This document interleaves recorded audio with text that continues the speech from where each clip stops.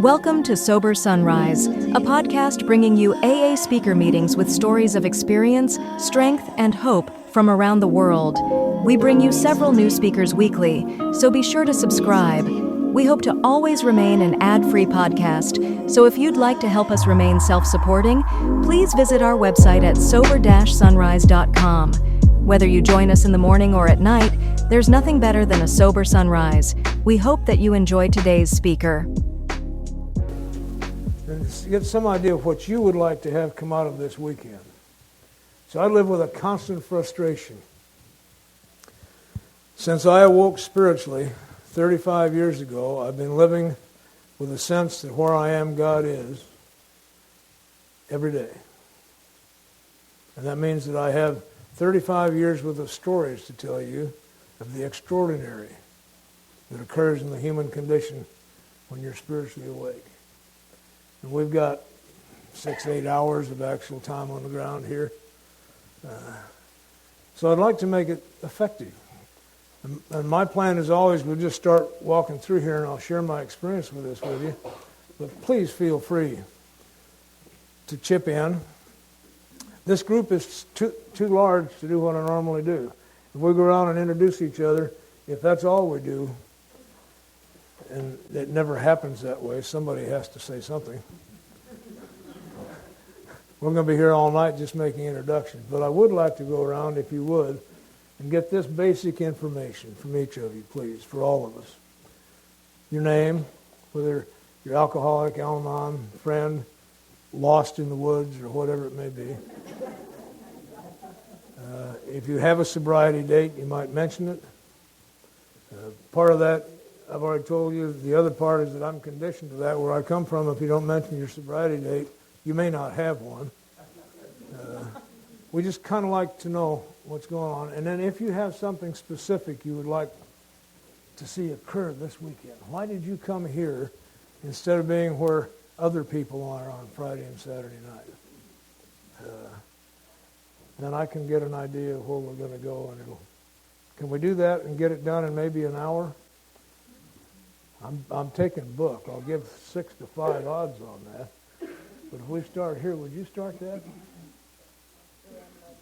Hi, Steve.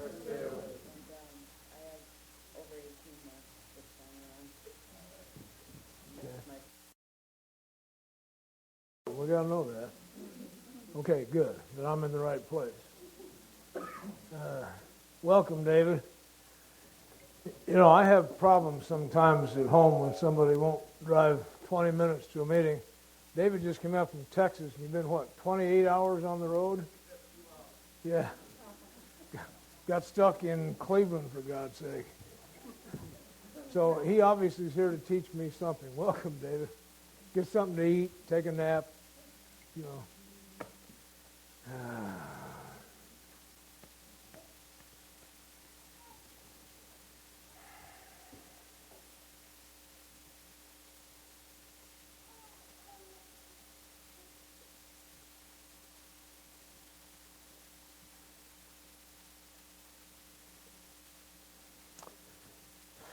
So who are we?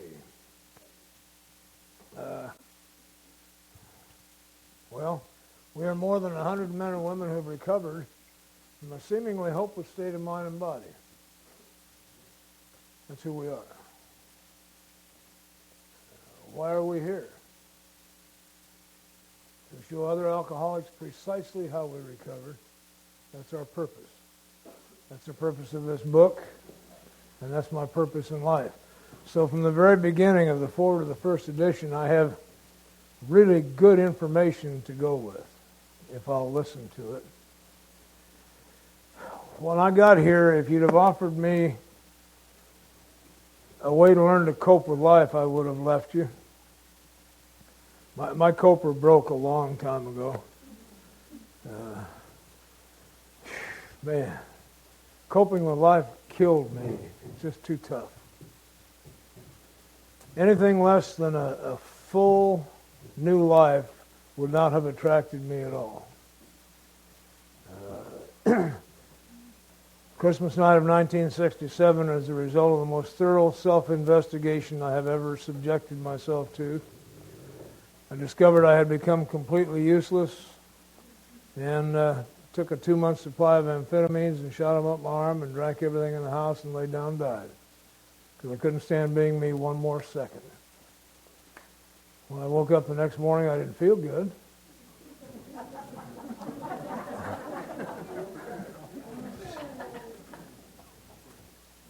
But I believe that's when it started for me. An old way of life died, and a new one started at that moment. And I didn't know it for a long time. But from that moment to this, I've not had a thought of a drink or a pill or a fix. It's over.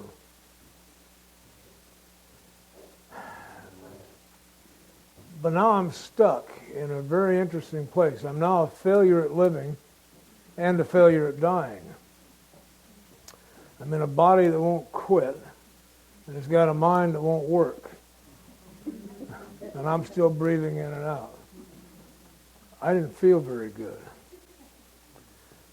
The one thing my body was telling me is, you son of a bitch.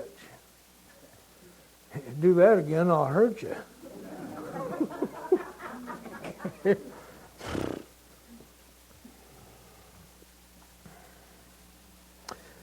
Y'all new folks, I've been listening closely. I'm delighted we have some new folks here. Did you hear it? Yeah. There's a whole new way of life here, and there's the power to do it, and we insist on having fun. And life will not always be easy. In fact, sometimes it's a bitch.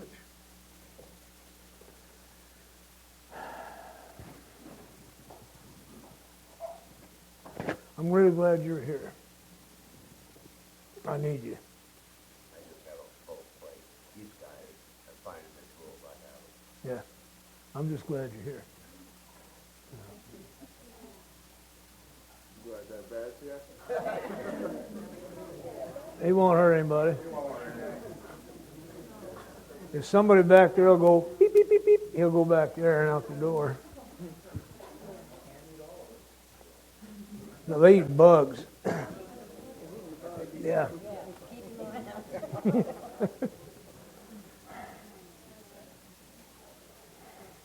This particular group has always impressed me, and I get the same sense I had 6 years ago. We hit the ground running. I do a lot of these over the years. I've been doing this for 27 years. And usually Friday night and part of Saturday is just trying to get gathered up into a common purpose that's beyond thinking. And I sense already we know why we're here. We want to be here.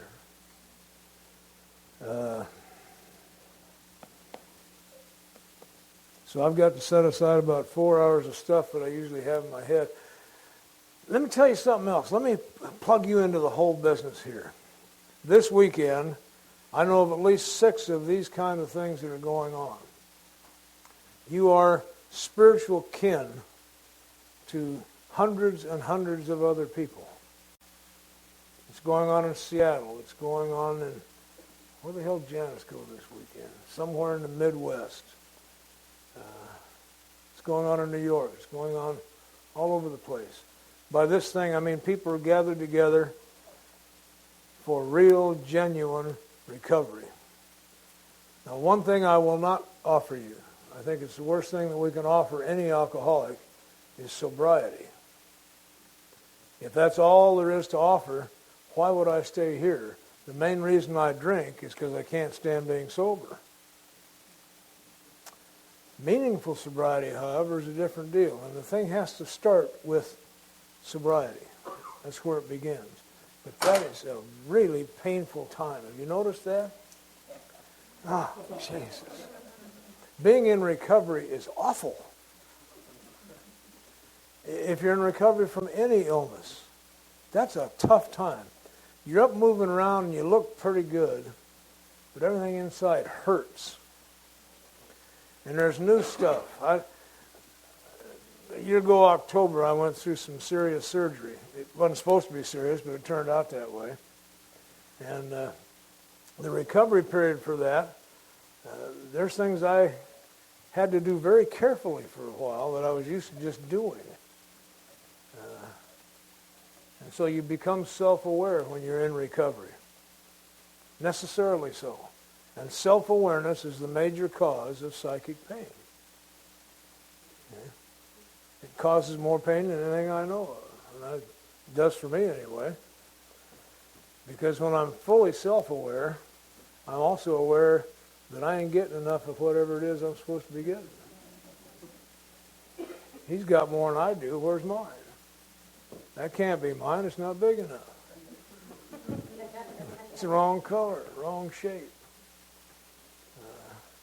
I mean, after all, I am a prince.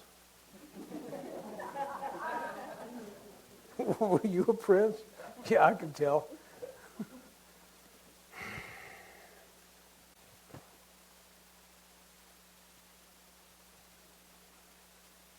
One of my early sponsors said to me, "We will assume you went insane about 2 seconds after birth. Then we won't have to track all this stuff down."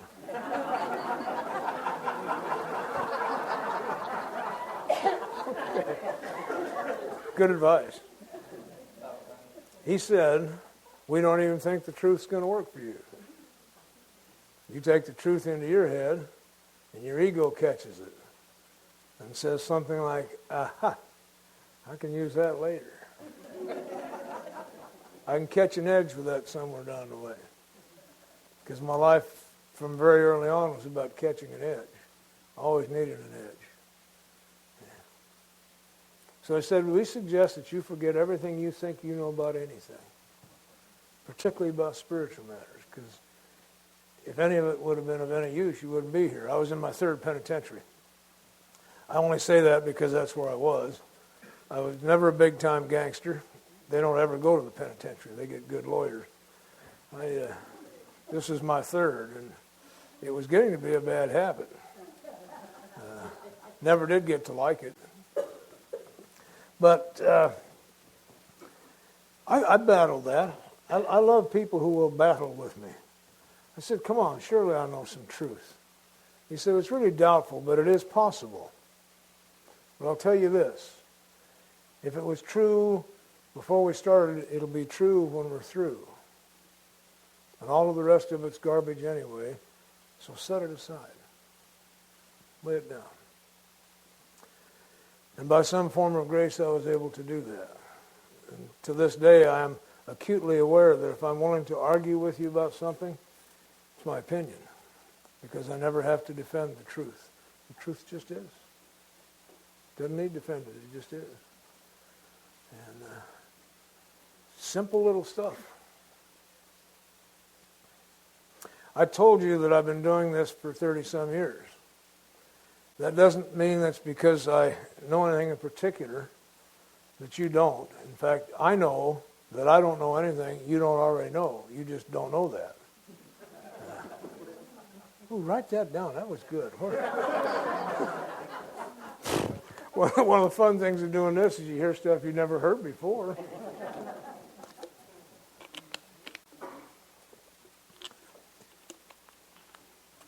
Since I gave my will and my life to the care of God, I have been on a mission. It's a real mission.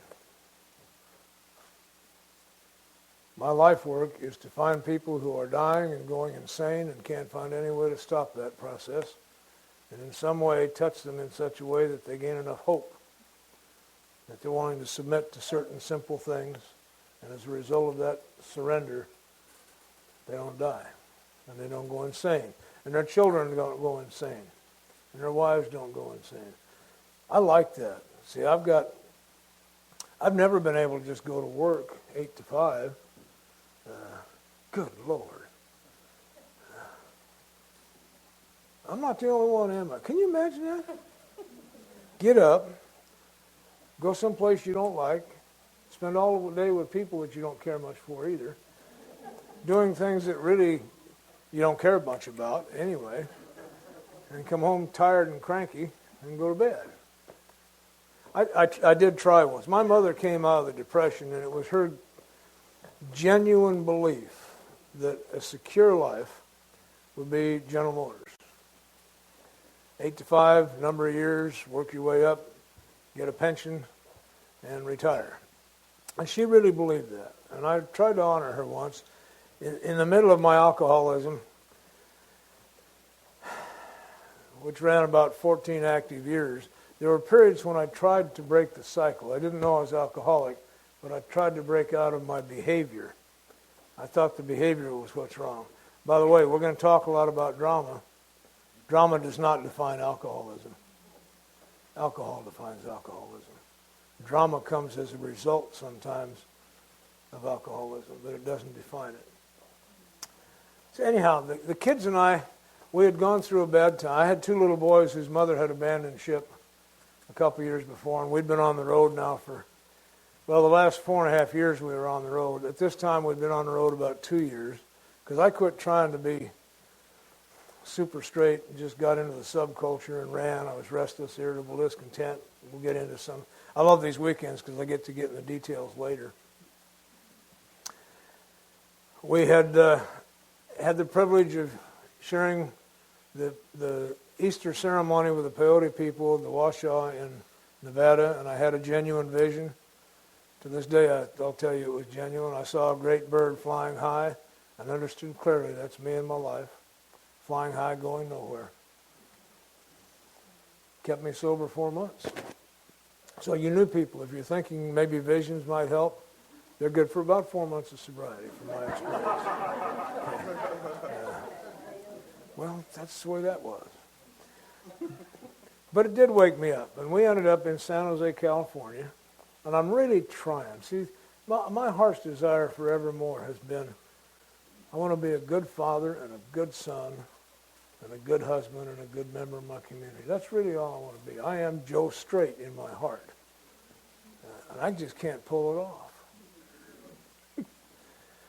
So I went to work for General Motors. They gave me a really important job. Because I am stubborn, which, by the way, God can use, he calls it persistent. When it's in his hands, it's persistent. In my hand, it's stubborn. I lost this finger in a little racing accident when I was 13, and they told me, oh, you'll never be able to type. Well, I can type between 60 and 90 words a minute. It just depends on, because I'm stubborn.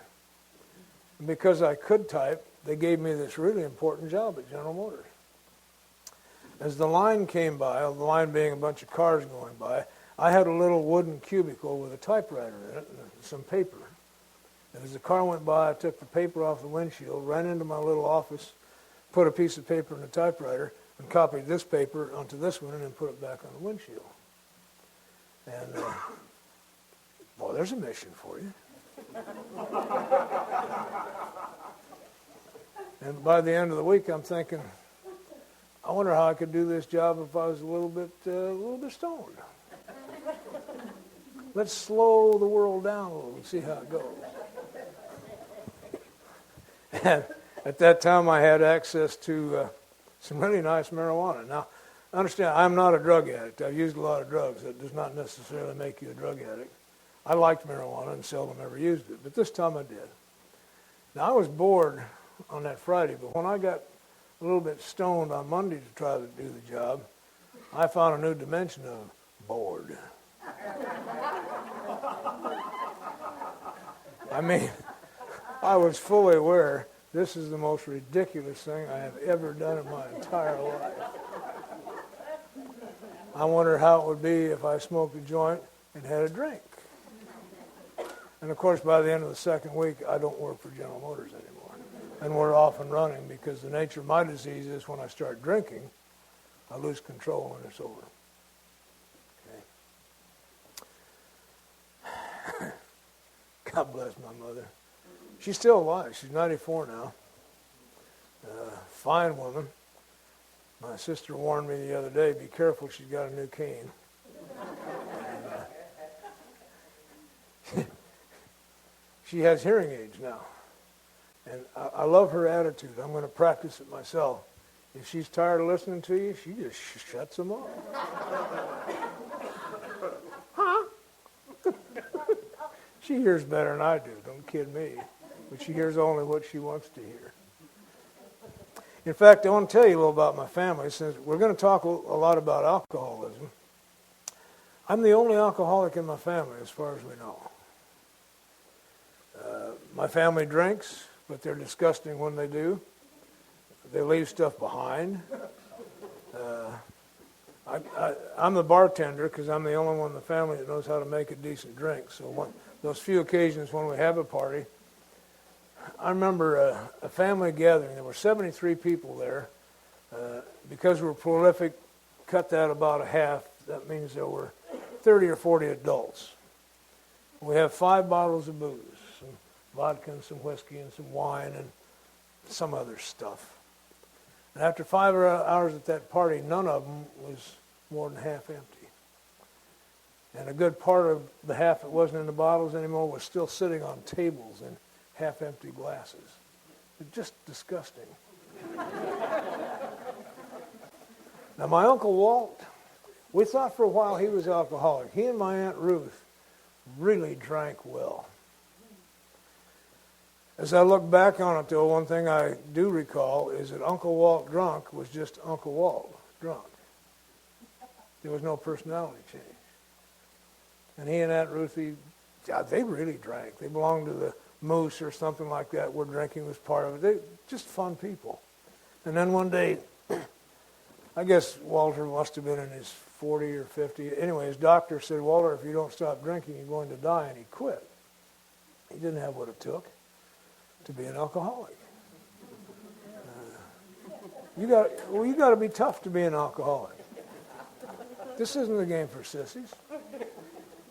You got to be so tough you can sleep in gutters or on the street. You have to be tough enough to tell lies to the people you love and mean them. You got to be tough enough to steal from your children's piggy banks or do whatever is necessary to continue drinking. It's not an easy life. You got to betray your own dreams and everybody else's dreams and live a life of terror. I mean, I'd never, fear is a sissy game. You pay 50 cents and ride the roller coaster to get scared. I like terror. Living in terror for years, it makes you feel really alive.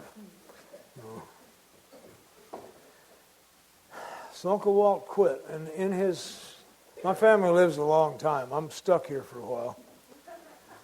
Oh yeah, barring some strange accident, and the planet's been trying to get rid of me for years and hadn't made it yet. My Uncle Walter finally died, and I think he's 86 or 87, which is pretty normal. In fact, when we buried him, I come from the kind of family that's intact, so we have 3 different grave plots, graveyards, if you will, family plots where the family goes, depending on which branch of the family.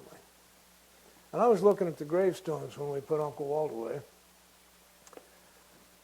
85, 87, 92. Aunt Anna was 102, and there was another one at 101. My dad was 86 when he left. Mom's 94, and she isn't showing any signs of going anywhere. I'm stuck here.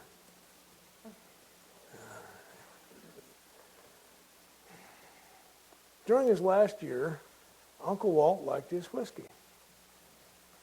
And so did my mom's dad, Grandpa.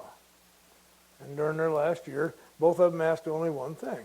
They'd get a little, out west we'd take those little jelly jars and make glasses out of them when you're through. And you fill it up in the morning and sip all day long. No consequences, no madness, no nothing. Just sip the whiskey all day long. That's the family I come from. We thought my youngest son was alcoholic for a while. He had this propensity for drinking a great deal and smoking a lot of marijuana. He tried very hard to be a dealer. He was really awful at it. He'd come home all beat up. And he's always been able to talk to me. He'd gone down into the points to sell some dope, and they beat him up and stole his wallet and his dope. And took him 2 or 3 times before he realized he's not really good at that. But he got a job one time that called for random UAs as a truck driver, and he quit. When I think of alcoholism, I think of my mother. My mother loves peppermint schnapps. I mean, she really loves peppermint schnapps. And on the day when it's time, I watch her. She's cute. She gets that bottle down. Now, I like Altoids, but can you imagine drinking that crap? She's got a tall, slim little glass that wouldn't hold enough to help anybody. And she pours it in. I watch her little eyes dance. She's pouring it in. She's really there. And I'm with her. That's, I like people who express passion in any way whatsoever. And then she'll go like, isn't that disgusting? She'll do that a couple times. And then I've heard her say publicly, to my embarrassment, that's enough. I'm beginning to feel it.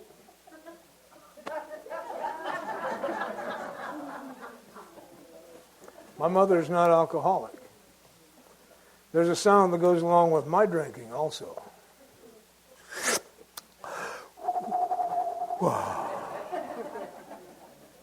And that's the sound of relief from unbearable psychic pain. And that's what I suffer from. Incredible psychic pain, a sense of separation. I heard some of you talk about wanting to get connected. Please don't do that. If you get connected, you can be unconnected too. This is about coming to the awareness that where I am, God is. And it isn't about connection, it's about consciousness. About my being aware that that is the truth. Where I am, God is. I'm no longer a human being running around trying to have a spiritual experience. I'm a spiritual being having a human experience. And what that's done for me is made me fully available to the human experience because it cancels out the big fear. I'm not going to get out of this alive anyway. Okay. Might just as well have some fun. Okay. We are a group of people who finally, we of Alcoholics Anonymous, have history with each other. Apache Roadman asked me one time, have you ever had a relationship with anyone where you just didn't burn your bridges behind you? And he was right. And one of the reasons I felt alone is because it was just me and who I needed you to be. And I'd burn you up and run off. Well, today, part of the measure of my peace is that I have history with people. Right there, how long have we known each other? 20 years? Something like that? 94. Well, but we've known each other forever. But we have history since 94. And we still talk to each other. That's a big... I've been married to Jackie for 26 years now. Good grief. I didn't even do that much time. Okay. We haven't had a fight yet, by the way. Totally unnecessary to fight with the people you love. We do not always agree. Understand that, but we don't have to escalate it to a fight. She's right most of the time anyway. You know.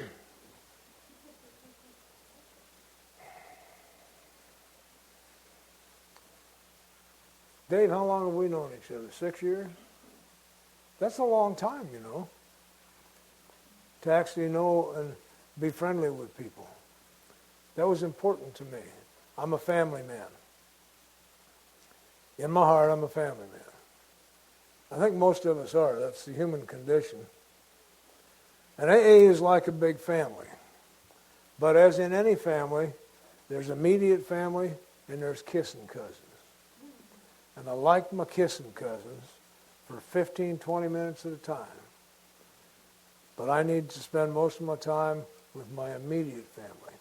And that applies to Alcoholics Anonymous. That's why we have so many different kinds of meetings and different meetings. And every one of them is completely valid. And I have to find out where I belong. Where do I fit in? Where am I comfortable? Where am I of most service? It's kind of like Cheers. I want to go where everybody knows my name. Okay. Sometimes. Because the spiritual awakening means you become a missionary and you're out there in the wilderness a whole lot. Bill tells us that. God wants us to be the spearhead of his ever advancing creation. Isn't that a trip? Hey, that's where I want to be anyway. I've always wanted to be right out there on the edge. Okay? Put me on the point. Come with me, but put me on the point. Anyway,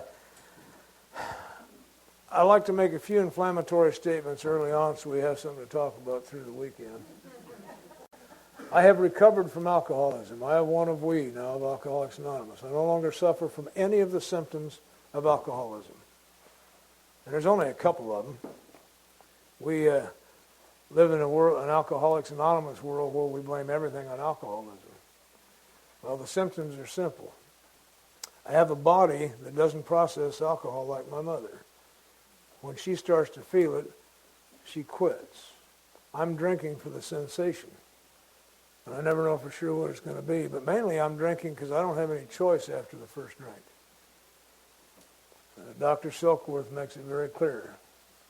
In fact, it's because of Dr. Silkworth's stuff in the big book that I discovered why I went to the penitentiary when I was 19 years old. I was in a federal penitentiary in Tokyo, Japan when I was 19, wondering what the hell happened. This is not what I had in mind when I left home and joined the Navy. But it seems, in simpler terms, when I start drinking, I get lost and I can't find my way home. That happened to any of you? And when you're in the Navy, that's a felony.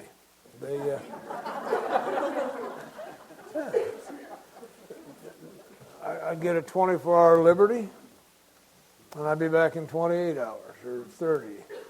And this one time, I was given a 24-hour liberty, and 23 days later, when I woke up in Pershing Square in Los Angeles, for 22 days, I could not have gone back to that ship. I did things and was willing to do things, anything, so I could keep drinking. I had to keep drinking. There's a lot of emotional turmoil, too, but the main thing is I needed to drink. And my ship was going to leave, and there wouldn't be any drinking. On day 23, the madness was gone. I woke up and turned myself in. When I got back to Long Beach, the ship was gone. I had missed a ship movement to a war zone. And that's a pretty serious crime. Now, I ran with another alcoholic. We're not done. We are resourceful, if anything. This kid from Appleton, Wisconsin, another drunk I ran with, within a week had us on what they called prisoner-at-large status, which meant I was in charge of me and he was in charge of he. We were both prisoner and guard at the same time with orders to report to the ship's docking station in Yokosuka, Japan, as soon as they arrived. So we got on a Pan Am clipper, flew over the ship on its way, and we got to Japan 3 weeks before they showed up. So we got away from that war zone stuff. And we thought we were slick. Oh, man. I have no idea how upset the captain was when he left Long Beach and we weren't there. But I know from the look on his face when they pulled in to Yokosuka and saw us standing on the dock how pissed he was. And so we ended up doing some time and got a bad kind of discharge, and I'm out on the street at 19. Now, that's where I find my definition of bottom from that experience. That was bottom. Bottom is any morning that I wake up and understand clearly whatever I have in mind for my life isn't going to happen. It's not going to happen. So I get a new job, new town, new car, new girl, new whatever, and start over. New dreams. And then they fall apart. And I start that whole cycle again. And I don't understand why that's going on until I got to you people, and you taught me about alcoholism. Doc Silkworth says he had been working with men. Well, let me read it to you. Because sure as hell, you're all experts, and some big book fanatic's going to say I misquoted it. Have you ever run into a big book fanatic? I love them. I created several of them. David knows a couple of them.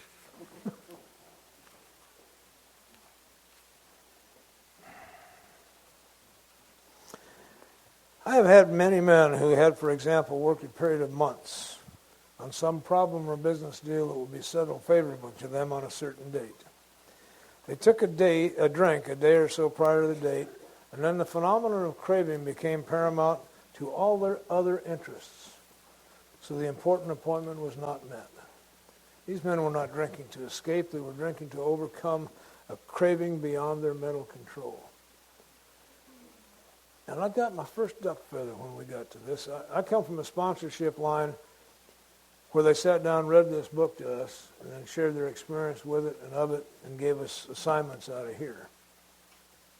There I am. I was given a 24-hour liberty, and 23 days later got back. And what was it that caused that? I had a drink in Long Beach. And as I look over my life, every one of those high drama deals I can point back to, I had a drink in Denver. I had a drink in San Diego. I had a drink. And that's set in this cycle in motion. A craving then develops in me that's beyond my mental control. I sponsor a kid who helps me get it even easier.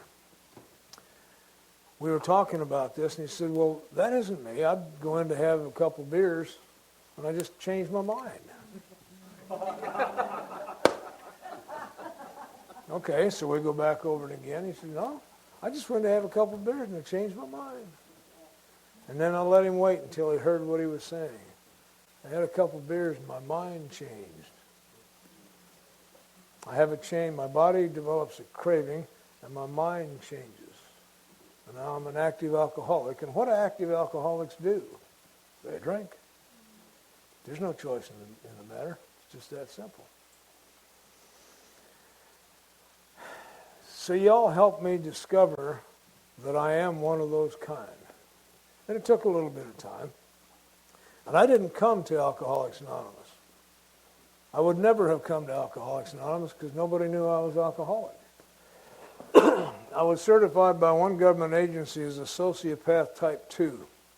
And I'm not clear yet what it is, but it's not good. My federal parole officer said, everybody has to have one of those. He said I was a psychopath. And the doctor said I was a manic depressive drug addict.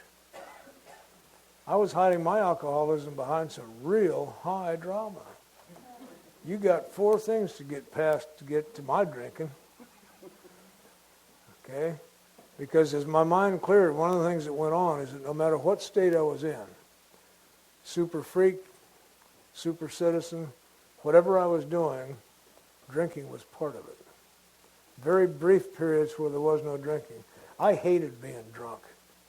Drunk is a subjective term, and for me, drunk was knee walking, puking in the gutter. Do we have any other knee walkers here?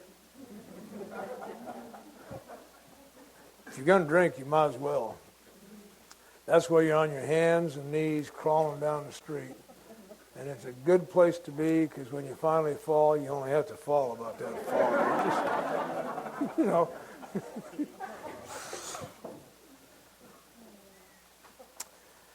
Discovered as we went through this book, it says that these are men who should have slept the day around. They're describing a phenomenon. My sponsors insisted on this, and I hope you'll do this. Bring your own memories to whatever this is.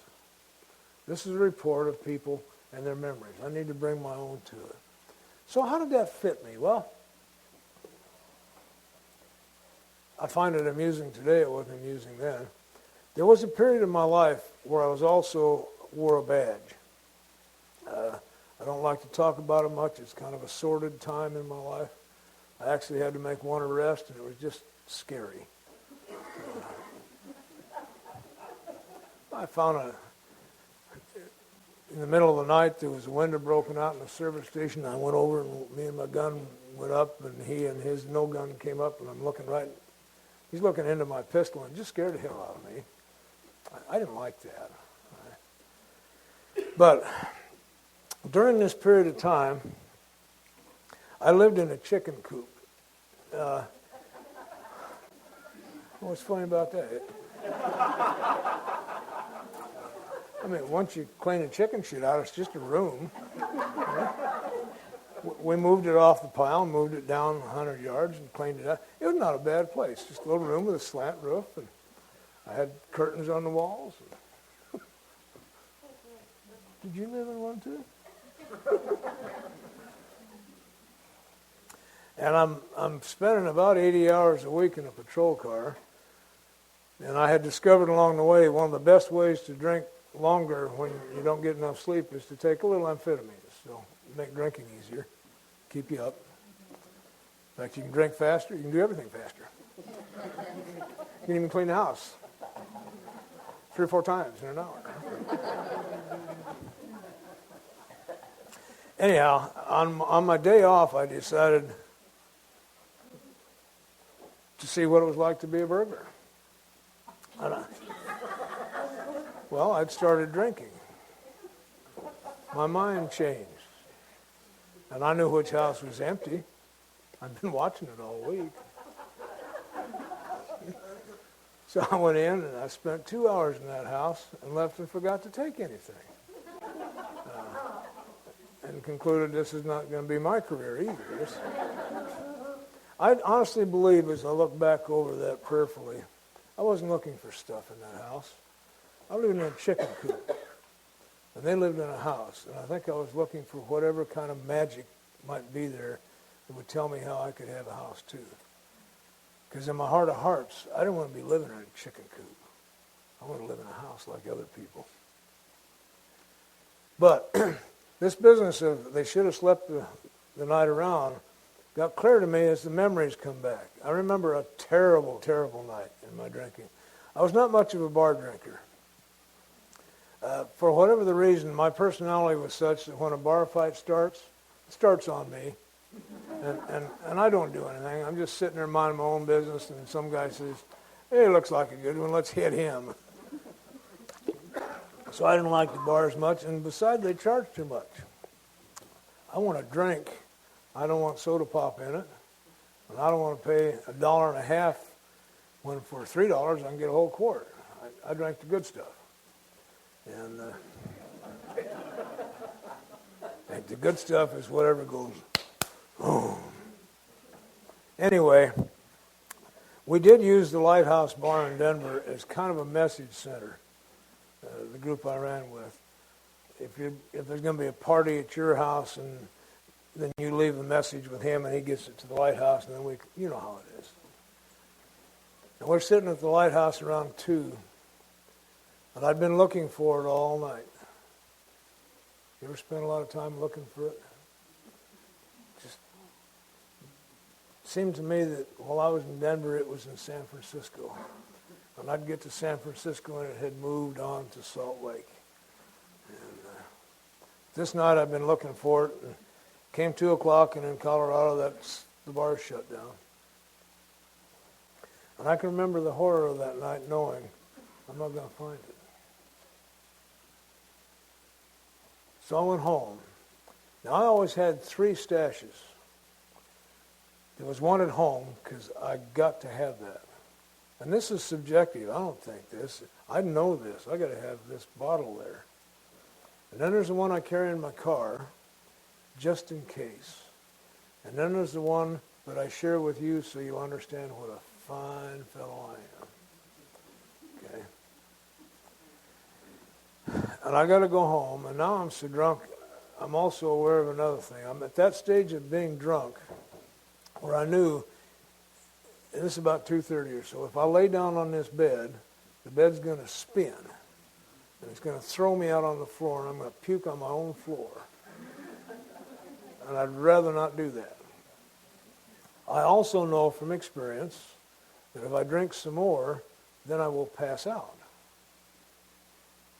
And then it won't happen. Pass out means I can drink myself into a coma, which is just this side of death. Okay? And I don't have to wonder about sanity and insanity.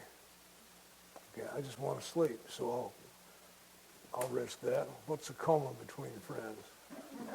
Okay. Should have slept the night around. And I'm up at 6 needing a drink. So I've got a memory that fits that too. I began to put the pieces together that I'm alcoholic. My sponsor said, we don't think you're a sociopath or a psychopath or a manic depressive drug addict. We think you're just a good actor. Shit. True. I would be whoever you needed me to be so I could get from you whatever I needed from you. Good actor. We are all good actors. Bill doesn't use that piece in the book describing the actor by mistake. That one describes me. A mixture of traits. I can be kind and loving or mean and pushy. It just depends on what I need to get here and how bad I need to get it. I'm a manipulator.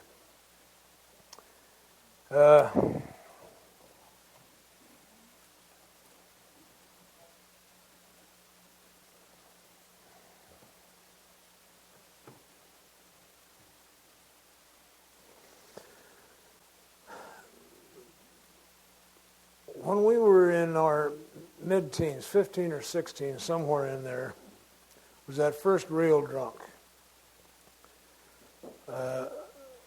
We didn't belong anywhere. I ran with 6 other guys who didn't fit in anywhere either. We were neither front hall or back hall. We were ostracized and we were glad of it. We weren't jocks. We weren't band. We weren't anybody. We were trouble. And we got together one night, and we got a guy from our Air Force Base to buy us a bottle of whiskey, bonded bourbon. We had this arrogant idea that bonded bourbon was better than regular whiskey. We didn't know all that means. That some insurance company says, yes, Seagram's really did make this, and if you can prove otherwise, we'll pay you for it. But we went out to get drunk and have some fun. And what happened to me is described in the book by Carl Jung as a spiritual experience. Let me read that too so I don't misquote it for you. Oh, this is my bullshit sifter, by the way. It was given to me early on, and my sponsor said, use this as a bullshit sifter. Whatever you hear, check it with this. And if you can't reconcile it here, you're either too dumb or it isn't true, so just ignore it. Get up here and find this thing. This is what happened to me.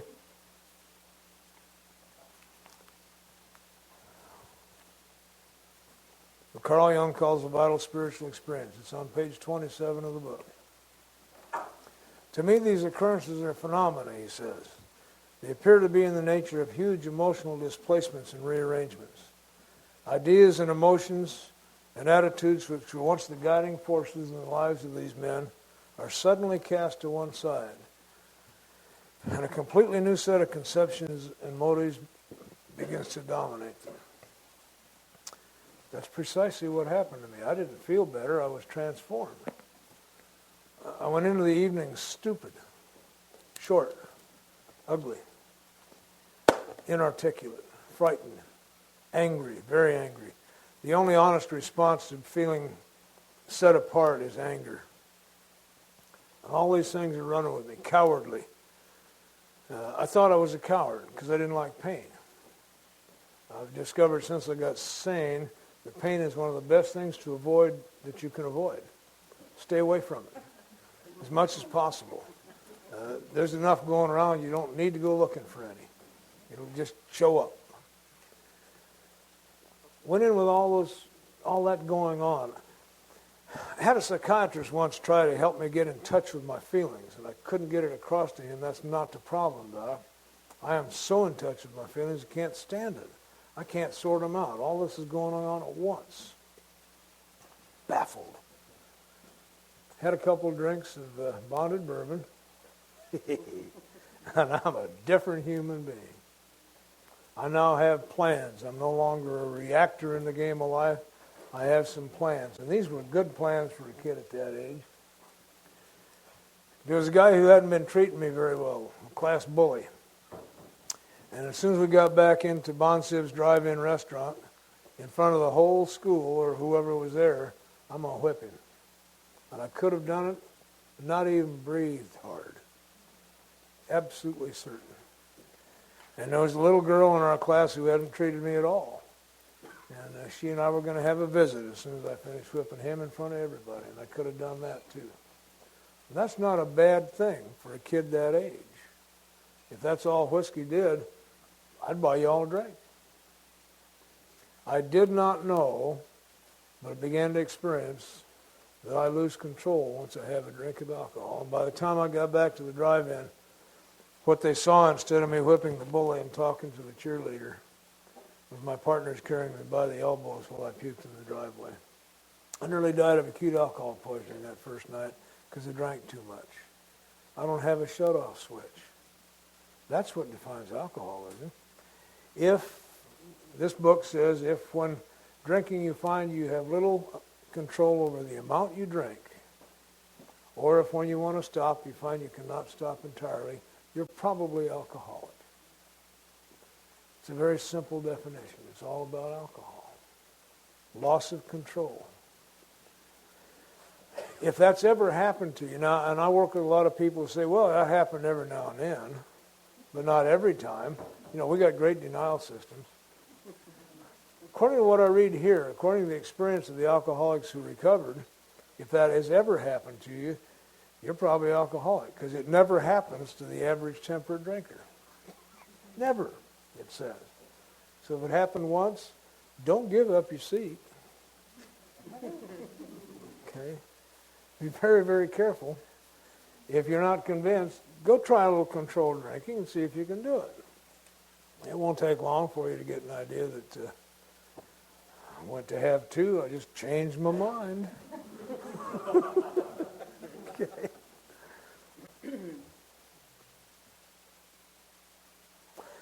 I don't want to go a whole lot longer because it's been a long day for y'all. But I want to kind of set the stage, because what we're going to do, I can feel already, is gently go through my experience of these steps so that you will also have somewhat of an experience, so you come to trust this, so you can go home and do it. That's really about all it's going to be. I almost stopped doing these a few years back. I get sometimes kind of tired. This is the third time I've had to talk since Thursday.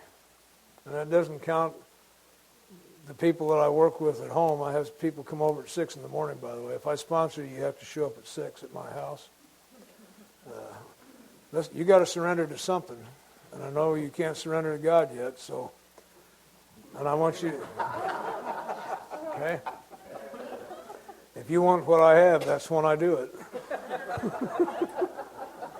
Okay. And I also want you to see how a recovered alcoholic and his family get ready for the day. That's one of the hardest times alcoholics have. So come to my house and watch how we do it. We had 2 teenage girls for a while, and it made the bachelor's life look pretty easy.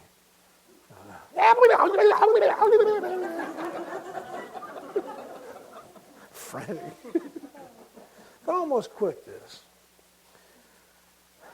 I truly do know this. I don't know anything you don't know. I just know that. I've been over the road enough, and God has given me an ability to paint some word pictures. And I really do try to open up so that the love of God flows through me, and you know I really care about you. It matters to me whether you live or die, and it really does. But I get tired of this sometimes.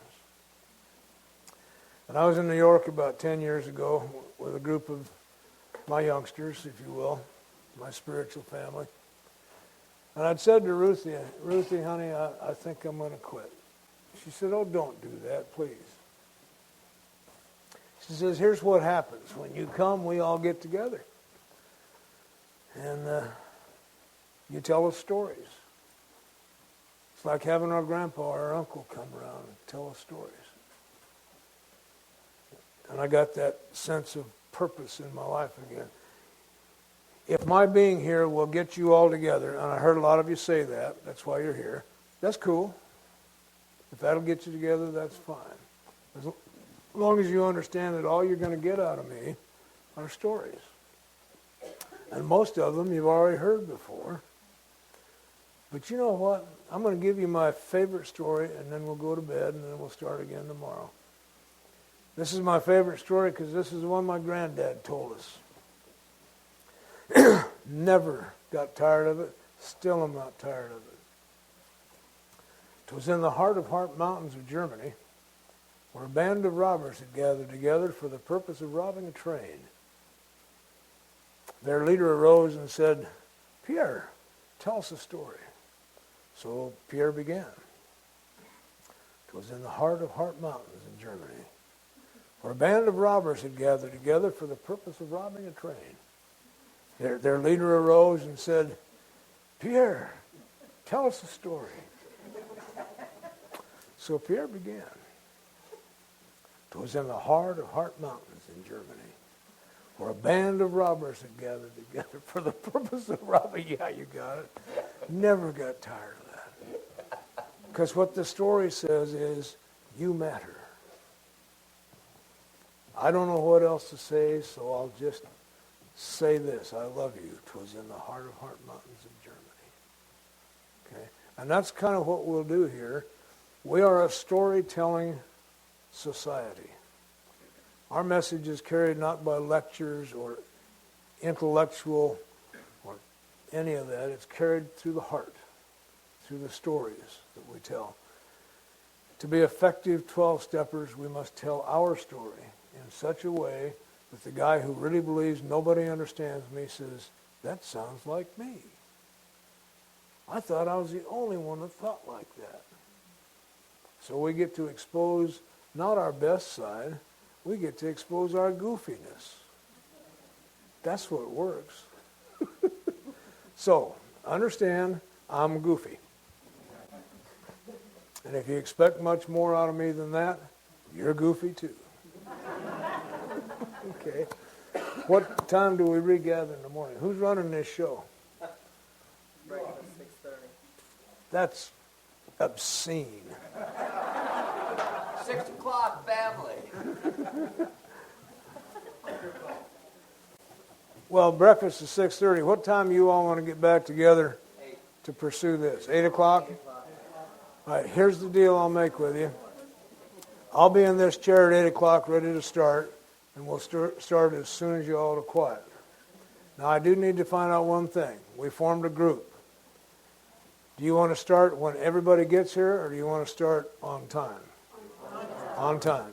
So if you want to be here when we start, just be on time. Fair enough. See you all in the morning. Did y'all sleep at all? Let me see the hands of the snorers. Raise your hand.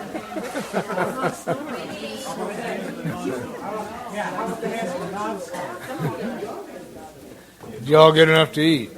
Okay. These guys are something, aren't they?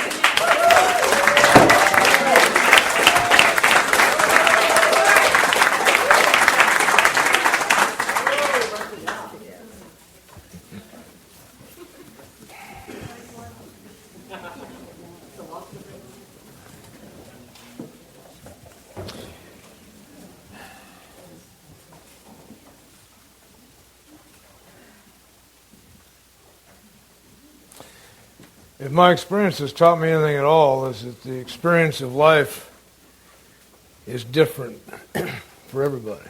It's a matter of perception, a matter of attitude, a matter of viewpoint. Truth is truth, but we all come at it in different ways at different times, so there is no right or wrong. There's only what is. Last night we had an interesting event. The bat showed up. Now, that meant different things to different people. For some people, there's the fear of the bat getting in the hair. For some people, there's not knowing what the bat's going to do. For others, it has a very specific significance. And would you share your perception with us?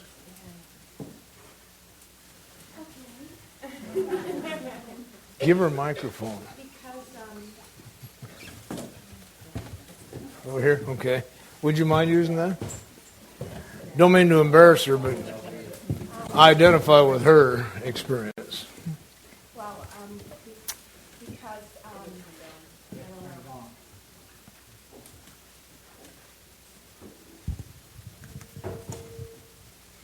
don't know. Well, I wasn't afraid of it. It was like, I knew it was a good sign. It was kind of like some people might see a dove or something. And so I went home and I read my book, home last night was a 10. And one of the ironic things was when I went to open it up, I keep a feather in it from the last place I was at. And a month ago I had read my cards because I like Indian things, and it was on the back. And so it is rebirth. And Dawn had talked about psychic healing last night, and what in the reading, what it told me was it was about a shamanistic death, and the death of old ideas and self and beliefs, and the reemergence of new ideas and beliefs, and that you must heal yourself before you can help anybody else and go out and help heal other people. So the back kind of came from him and it flew up there, and I just thought that was...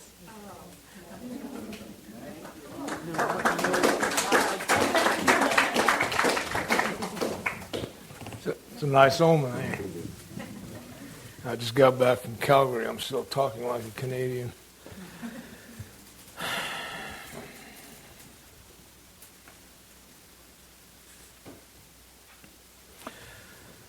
So I came to understand that I have a body that's different than the non-alcoholic body. Dr. Silkworth, a medical doctor, likened it to an allergy. Bill mentions whether we agree with that or not, it's a good analogy. My body responds differently to this particular substance than does a non-alcoholic, which means it will have describable symptoms. And they are described here. There's several of them. One is the craving that I develop after I take one drink of alcohol. I develop a craving for more alcohol, and this is physical. And it also becomes mental.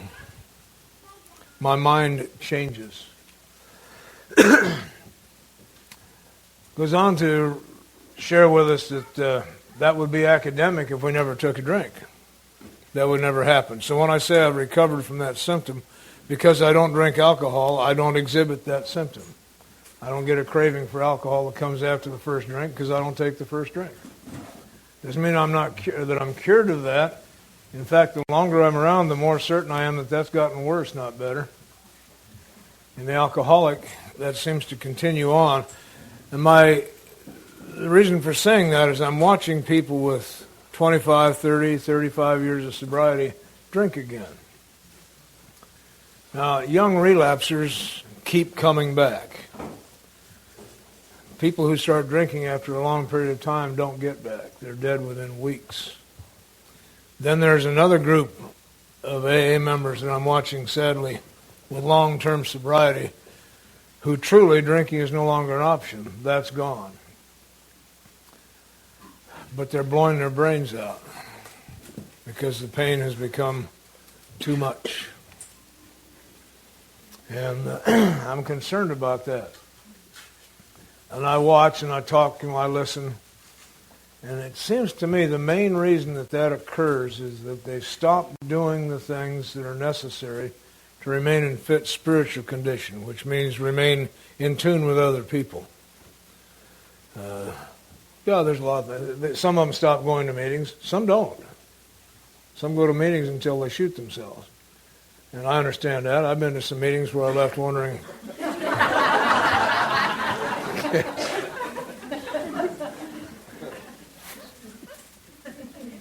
The main thing I notice that they stop doing is stop working with other people and stop giving it away freely.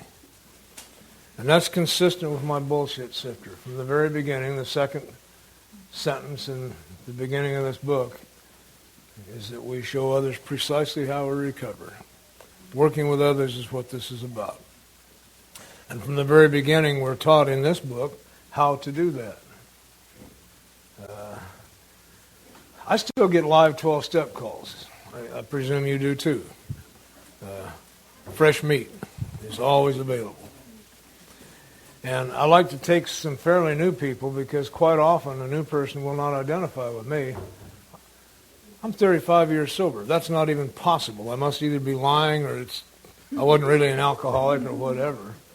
But somebody new who still got a little bit of shakes, how'd you stay sober today? So in my continuing to try to grow in understanding and effectiveness, how can I stay today so that I can be heard by the new person? And that will be part of our challenge this weekend, to grow in effectiveness and understanding.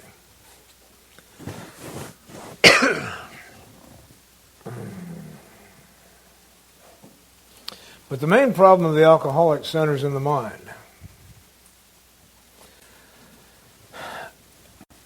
When it comes to alcohol and several other things, I do not learn from experience. I just don't. It's a very poor teacher in some areas because I don't learn. I have a forgetter that is on duty full time. There will come time. One of the ways our kind of insanity is described is that I will sometimes not be able to bring into my consciousness with sufficient force the memory of the last time that this occurred. It just won't show up. One of my old mentors put it this way: you can't solve the problem with the problem. You got to solve the problem with the answer. Well, if my problem centers in my mind, I probably ought not try to use that too much. But it must be a part of things. If things don't make sense to me, I'm not going for it. The human condition is one of a need to understand. I want to know why. If my thinking is lifted to a little different plane, understanding why does not become, it isn't done because if I don't understand, it's a threat to me.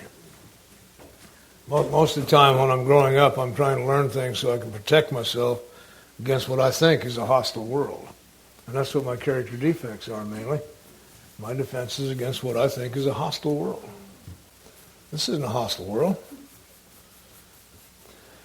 I hear funny things in AA, and I might as well get them out of the way so that you can either challenge me or accept it or go home, whatever. I do not understand living life on life's terms. Life doesn't make any terms. Only people make terms, in my experience. I make the terms. The bat's either a danger or a good sign. People who wear white hats are either okay or they shouldn't be allowed in polite company. You know, our prejudices are ridiculous. They come down to stuff like that when it gets right down to it. It's a prejudgment. That's what prejudice is. We'll cover some of that. But so I was brought to understand that my problem is so severe that there is no human power that can solve this. My sponsors were very clear. You cannot have my God. I cannot even share my God with you. All I can share are stories about how I see it play out. I can't define God. Probably ought not even use the word, except it seems to be the right word. It means so much, it means nothing. Because of the way everybody looks at it. On the other side of that, because it means nothing, it means everything. That's Buddhist as hell, isn't it? I like Zen stuff because when you run out of smart things to say, you can throw one of those out and you're off the hook.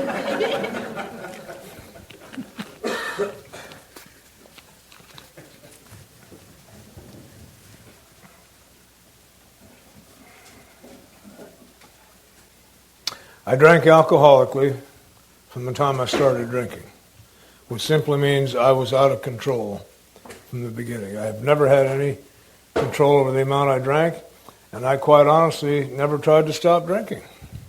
I did try to control the drinking.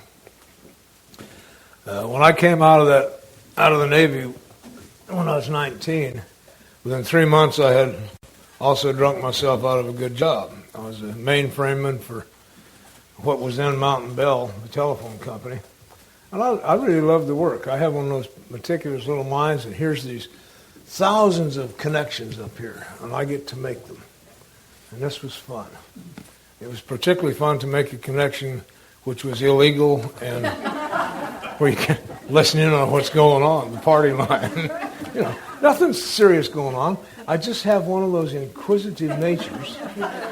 If I came to your house, the first place I go is your bathroom so I can look in your medicine cabinet.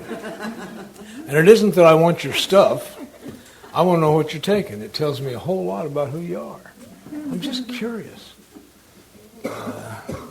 One of my favorite phrases came from a kid that I sponsored. As we went through the big book, he would say, "Why would I want to do that?" And I got it. That's my life question. Why would I want to do that? And I'm not being belligerent. I'd like to know why. I'm willing to try it. That's the other side of my nature. Whatever it is, let's give it a shot. But I'd kind of like to know why I'd want to do that. Are you one of those out front guys? The cliff's only 40 feet high. Let's see how many of us can survive this one. Me first. Off we go.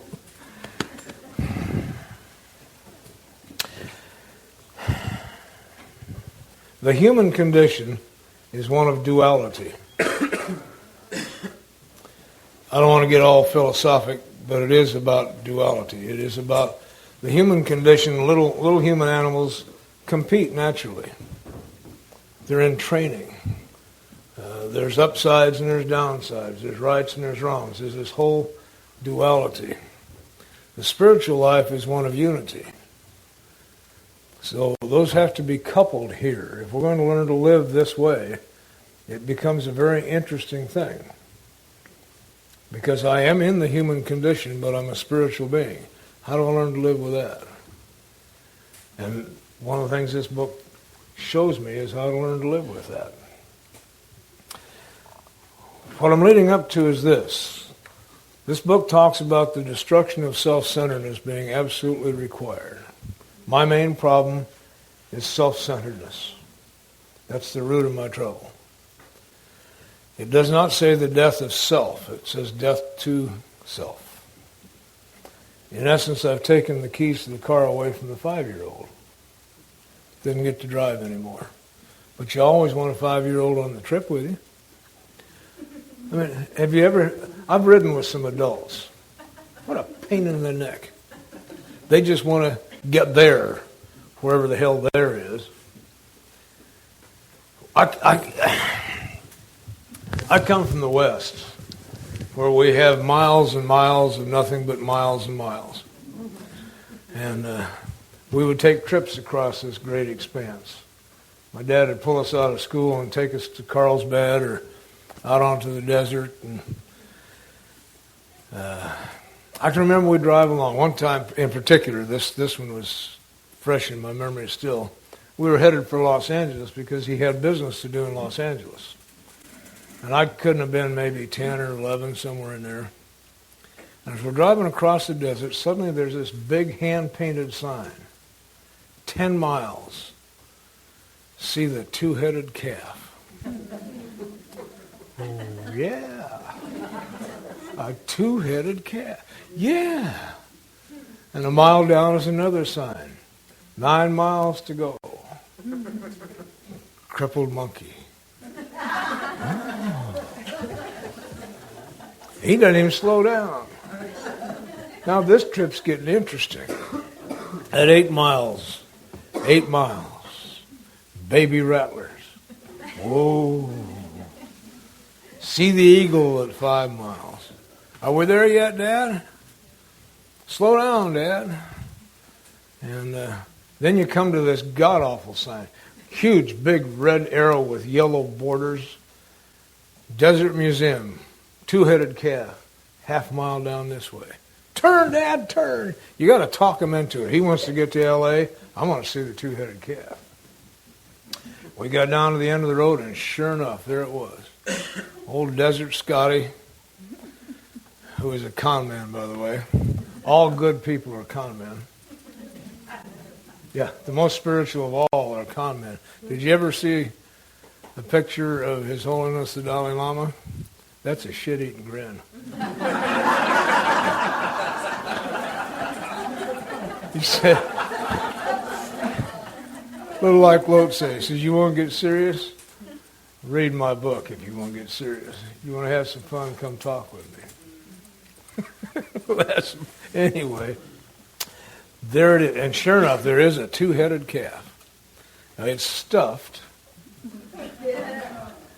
Probably the extra head was sewn on somewhere, I don't know. But it may have been real at one time. And there were baby rattlers. In a little box, there were some baby rattlers. This guy is slick. Out back, he had a real rattlesnake in a pen. Old, decrepit. The eagle was molting. There was a crippled monkey. I'll never forget the crippled monkey because I identified with the crippled monkey. But the thing I knew for sure, absolutely without doubt, is that I needed to stay here and help Scotty with this museum. That was my destiny. Yeah. Just leave me. I'll be fine. Me and Scotty will do fine. Without that youngster, the trip would have just been a trip. The youngster makes it a journey. The curious one, the one that is in no hurry to accomplish anything. But if you don't have an adult, you end up staying out on the desert with a two-headed calf. Okay.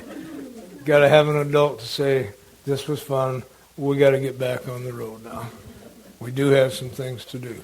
And that's the balance that I see living the spiritual life in the human condition. Never, ever pass up an opportunity to see the two-headed calf. Okay. But remember, we do have things to do, and the journey must continue. And we can all go home now. That's all I've got. That's all. I love that story. Yeah, I'm going to tell that again someday.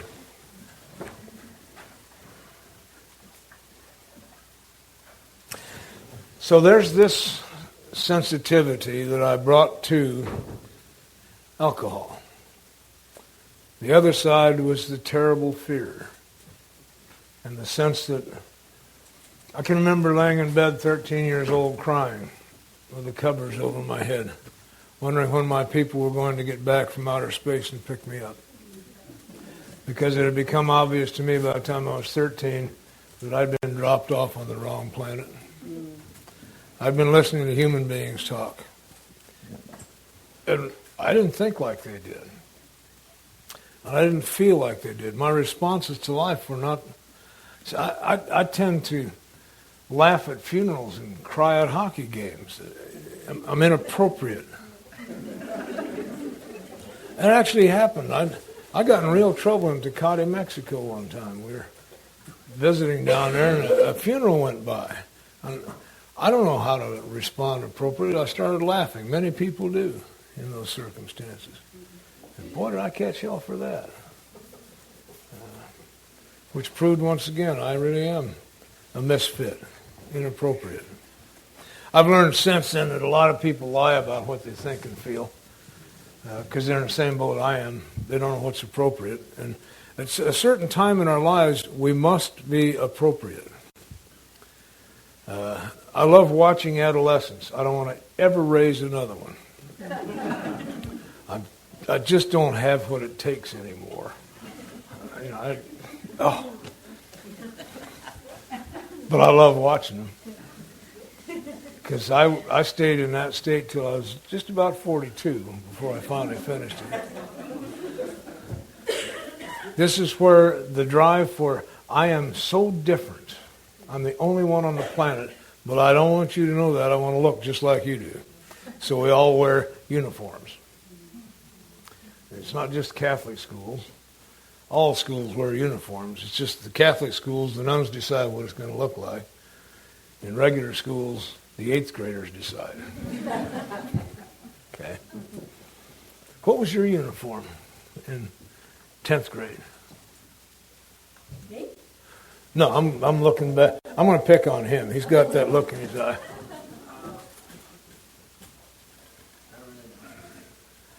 Well, it was a T-shirt, jeans and a T-shirt. Yeah, ours was jeans and a T-shirt with a pack of cigarettes rolled up in the arm. Whether you smoked or not, that was the deal. And, rat tails, yeah. Ours was a mohawk haircut. If you were really cool. See, the mohawk was a wonderful thing to have in junior high school and high school because it was this to the system. And at the same time, it was cool. I remember when I got mine, we had a little family bar next to the barber shop. And my mother likes a little beer with her friends now and then. It was no big deal. And I saw her go in. And I had my baseball cap. And when we were finished, Tom McGonigal and I both had really gorgeous mohawks, about ½ inch tall and peaked. And I walked into the bar and she's sitting there talking with her friend and I took my hat off. She literally looked at me, looked at the beer, and pushed it across the table. As if this must be a hallucination. And she said, "You get home right now." And I knew I'd won me a battle. We couldn't go to school unless we wore caps. We weren't allowed in school unless we wore caps, which made it ultra cool. And that's important at one time. If I carry that into adulthood, then I'm in trouble. And that's what I did, because the minute I started drinking, I stopped growing. Yeah. No matter what I looked like, no matter what I did from that point on, my emotional and mental response to the world is adolescent. I'm more concerned about looking good than I am in accomplishing everything. I get into that horribly lazy state. I am by nature incredibly lazy. Physically, mentally, emotionally, and particularly spiritually. I was a spiritual thief. I've known since I was little my answer would be spiritual in nature, but I'm a spiritual thief. I'll steal it from you. Okay. Then it sounds good, but I don't have to pay the price that it takes. And this is some of the stuff my sponsors helped me understand. Okay. If you want what we have, the suggestion is that you might want to do what we do. You can't steal this one. And one of the dangers of those of us who've been around for a while is we tend these days to teach the new people our lingo without the substance behind it. And the danger there is that when you say to them, "How are you?" they can give you the lingo and they sound pretty good. And they're really dying inside. We've got to be careful with that. I do. Okay?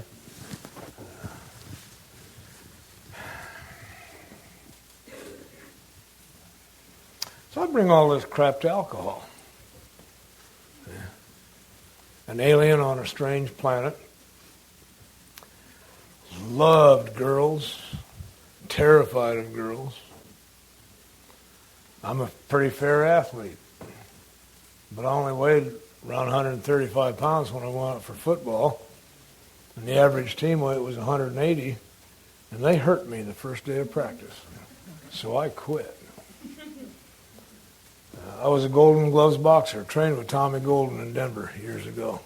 Got all the way to the finals. And I had this fight won in the second round. They were 3-round fights, and I had it won. So I lightened up. And in the third round, he just beat me to death. He was motivated. He had two brothers up in the stands. He told me later in the locker room, he had two brothers up in the stands who'd said to him, "If you lose this fight, you got another one as soon as you get home." And he was motivated, and I had quit early, which became a pattern. I was a sprinter in the game of life, not a long-distance runner. Well, I quit boxing. I come from a musical family. I think I told you my brother's a professor of music. We all play instruments. I can play the trumpet and the trombone and the harmonicas. And right now I play a lap dulcimer. because I don't want anybody else around when I'm making my music. And very few people can stand the sound of a lap dulcimer. In fact, my friend Tom Ivester said if I ever play that in his presence, he'll break it over my head. But I played in the school band, and I was first chair because I have some talent. And then this kid came along and played better than I did right off the bat and took my chair. So I quit. He had this ridiculous idea that you should practice 2 and 3 hours a day. And I know that anybody with my natural talent only needs about a half hour a week. And I brought this to alcohol. This is that period of time when my image was who I was. And I got desperate one time and really needed to be somebody, mainly to attract the blonde girls in the school. That comes along with a certain time in every boy's life. His genes jump up and said, oh, I know my life work now. I'm to repopulate the planet. So many women, so little time. Doesn't have the slightest idea of what's going on. But so I got my dad to buy me a 49 Mercury convertible, maroon, with leopard skin seat covers. Oh, that was the thing back in the late 40s. Oh, it was gorgeous. It did what it was supposed to do. Put 2 blonde girls in the back seat right off the bat. Second day, it had an automatic top, and they'd pull the top, and they broke the top. And I quit the car. Let Dad worry about disposing it. And I brought that to alcohol. Okay, this is kind of my M.O. Anybody identify with any of that? Oh, I hope so, because otherwise I'm in the wrong place. And along that way then we got a guy to buy us some whiskey, and we went out east to Denver to drink it. And my life changed forever. I was transformed. For a period of time that night, it was okay for me to be me just as I was. And it was okay for you to be you just as you were. And that felt so good because that is a spiritual attitude. I was spiritually fit. Isn't it interesting that they've called alcohol spirits for years? Because that is what it produces. A sense of ease and comfort, a sense of rightness, of place. But for me, I didn't know that if one works, you take 10. That's just the nature of the beast.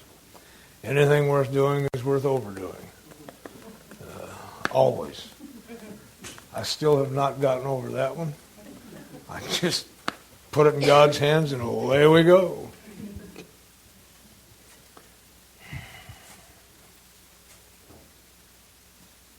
Now, alcohol did not solve the problem. It made me in a state of being where there was no problem. I believe God uses whatever's at hand, and so when I got into this process, that's kind of the way we went. Forget everything you think you know about anything. We're not about solving your problem or problems. When the big book talks about finding a power greater than myself that will solve my problem, there's no S on the end of that. There's only one problem, me. Selfishness and self-centeredness. One of the guides, as you leave here, one of my guides as to whether I'm beginning to get off base a little bit is if I hear myself say, where's mine? Anytime I'm wondering where's mine, I'm off base because I'm always sitting right in the middle of it. One of my funniest inventories came, where's my wife? I need her to know where she is. There she is, somewhere back there. I like to look in her eyes and check to make sure I'm telling the truth. I generally stay with the truth, but I do like to embellish. And I like to check the timelines because I honest to God, don't have any sense of time. It's gone somewhere. When you are here now, time loses its meaning. I was about 12, 13 years sober, sitting in the basement of my house. My car's up there in the garage. My family's playing and cooking and doing what families do. And I'm sitting in the basement wondering, where's mine?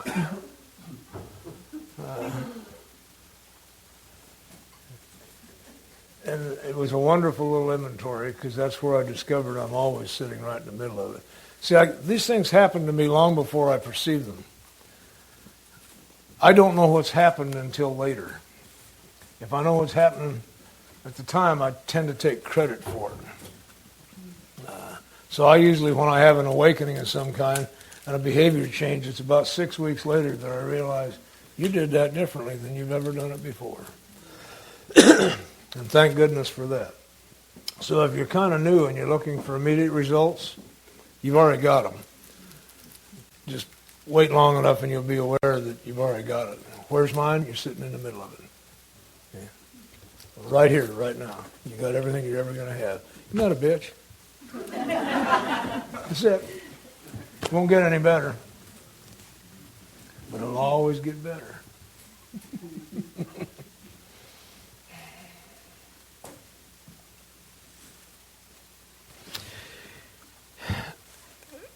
The big book talks about men and women drinking for the effect produced by alcohol. All men and women drink for the effect produced by alcohol. The effect from a mother is tastes good. She does not like the feeling that comes as the barriers go down. Me, I like to kick the barriers right on down. Okay. And early on, now these are some of the things my sponsors made me bring to this deal. The effect produced by alcohol. I can remember early on, I couldn't even smell whiskey for about 4 years without gagging. I'd gotten that sick from the whiskey. It was awful. But I very quickly found out what wouldn't make me gag. And then I began to find out different things did different things to me. Do you hear a little obsession here? I'm spending a lot of time becoming conscious of alcohol. Since I'm going to drink it, what's this going to do? Anyway, if we were going to go out and fight a little bit, and young boys do that, mothers don't worry. They're just practicing and posturing and posing and getting a black eye here or there. If we were going to go fight, I learned to drink vodka because vodka makes me mean. And if you're going to fight, you might as well be a little bit mean. If we're going to go to a party and there might be some girls there, I drank dark Bacardi rum. It makes me warm and sensitive.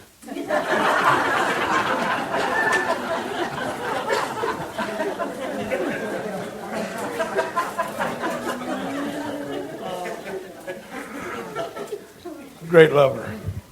Never did anything, just stood there and looked cool. Well, in my day, we weren't ever told what to do. I can remember running up and down East Colfax looking for girls. And one night we found some. Bad night. We didn't know what the hell to do. And they didn't know what to do. It was terrible. We got drunk instead. It was awful. Early on in my drinking, I reached that place that is so devastating where I couldn't feel anything, which is just walking dead. Because by now things are such a tumble, I can't sort them, so I just shut them off. But then I could drink Coors beer and listen to Ferlin Husky and Jim Reeves singing stuff like Four Walls, and Ray Charles, Born to Lose. Oh, I loved it. I lived on that for months. And I could just cry like a baby and once again feel okay. I began to make that mistake in judging what my condition was by how I felt. Very bad measure to judge where I'm at and how I'm doing by how I feel. You can't get away from it, but it's not the best measure of the truth.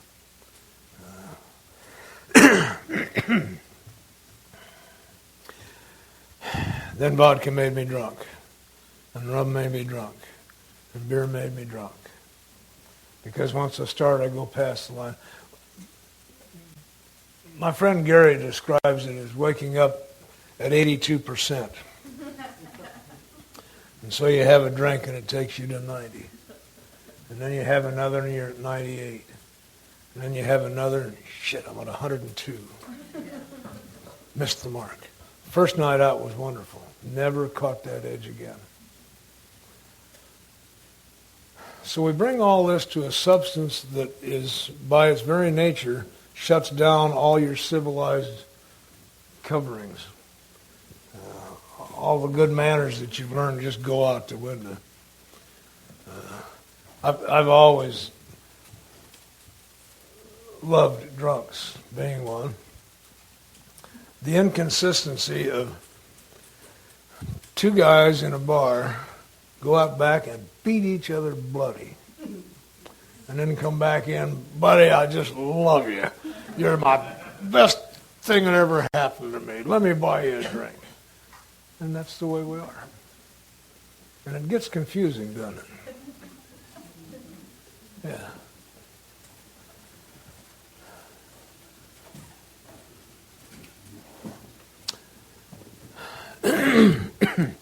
The upshot of all this is after 14 years of drinking, running, they told you I'm one of the freaks that came out of Berkeley in the 60s throwing Owsley's acid around screaming out, where there's dope, there's hope, burn down City Hall. I did a lot of speed along the way. I'm not a drug addict. I just did a lot of speed along the way, but I could always start or stop with that. I love to abuse it. If I had a drug of choice, it would be methamphetamine hydrochloride. That's what I'd choose. The one I don't have any choice over is alcohol. That's what makes me alcoholic. I don't have any choice there. I bring this up only because we have... this thing will work for anybody as long as the foundation is truth. Now, you may be both alcoholic and drug addict. You may be primarily a drug addict who's also alcoholic. Whatever you are, find out so you can get the truth under you. And then it'll go to work. We can talk more about that later if you want to. It's not a big deal. It's just a big by God deal. You got to have the truth. You can be 700 different things. It won't matter. This fixes that. It takes care of it. But you got to know what they are. The only thing this won't fix is goofiness.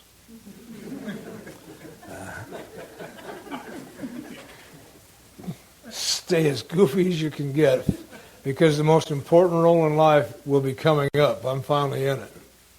Grandfather.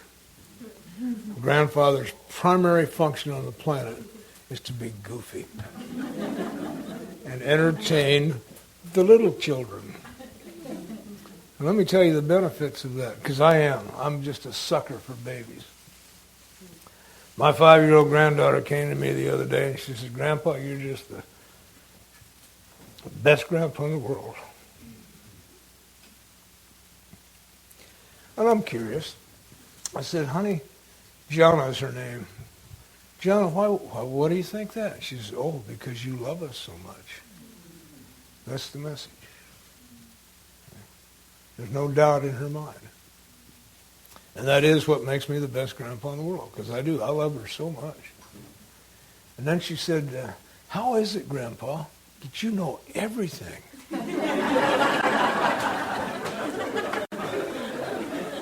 Because that's the second part of the grandpa role, and that's also a requirement if you're going to be a good sponsor. You've got to preserve that illusion.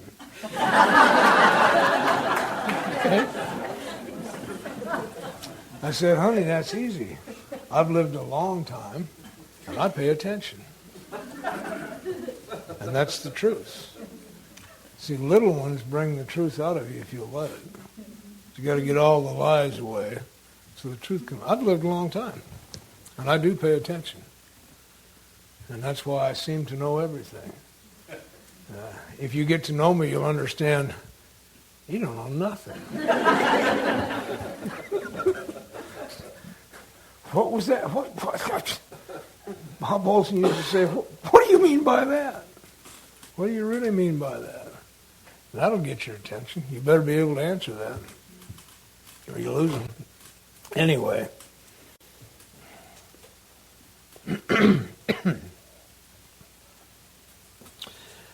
So the consequences of my drinking took me to some strange places. My first federal penitentiary when I was 19 because I missed an appointment. I couldn't find my way home in time. My second federal penitentiary in 1966. I want to tell you about that. These are the things that lead us to this place. You're here today because somewhere along the way, something occurred and you've got to look at your life and said, oh shit, I can't do this anymore. This has to stop. Or you wouldn't be here today. In Christmas week in 1967, I was on federal parole for that little beef. We're on ADC. I'm in real serious trouble. I can't get out of bed without a shot of speed to get up and go pull some kind of scam to get enough money to get the kids some food and to get me some booze so we can come home and I can drink myself back to sleep. This was kind of our life. And what occurred there, I had come to the place where I'd stopped trying to be a decent human being. Couldn't figure that one out. I'm still totally devoted to my children. Part of the living pain in my heart. And make no mistake, there are some things we get to live with. There's nothing we can do about it. It's done. And that's good because it keeps me in touch with. If you come in great pain over something you've done, I really do understand. And I can feel it. What had happened in this case, we all have an ace in the hole. Have I gone over this one before? Okay, because this is the third talk I've given since Thursday, and thank you. I'm glad you haven't heard it because I love to tell the story. It's a horror story. My two little boys' mother split, and they ended up with me at about the same time that I hit a bottom that I couldn't get up from. This was that bottom that you just say, oh, to hell with it. This is how we're going to live. When the big book talked about we recognized that our lives were not normal. We didn't live them like normal people. What I realized was that for me, my life was normal. This kind of life. We were on the road. We went into the subculture. My boys grew up living in Hells Angels hideouts and in the North Woods. The North Woods was a great time. I understand about perception from that. My young one thinks it was a great adventure. My old one is still pissed about it. What are you going to do? But we all have an ace in the hole. That's the person that no matter what we've done, at the end of this particular run, at this bottom, there's a place to go. They'll give you a place to stay and feed you and bitch at you for a little bit and then help you heal up so you can go out and do it all over again. And my dad was my ace in the hole. And understand, I am desperately just trying because I really do love my children, and I wanted so badly to be a good father. And so we'd periodically try that. We're at home. Sorry, Jerry. I did that once when he had his earphones on and watched him jump.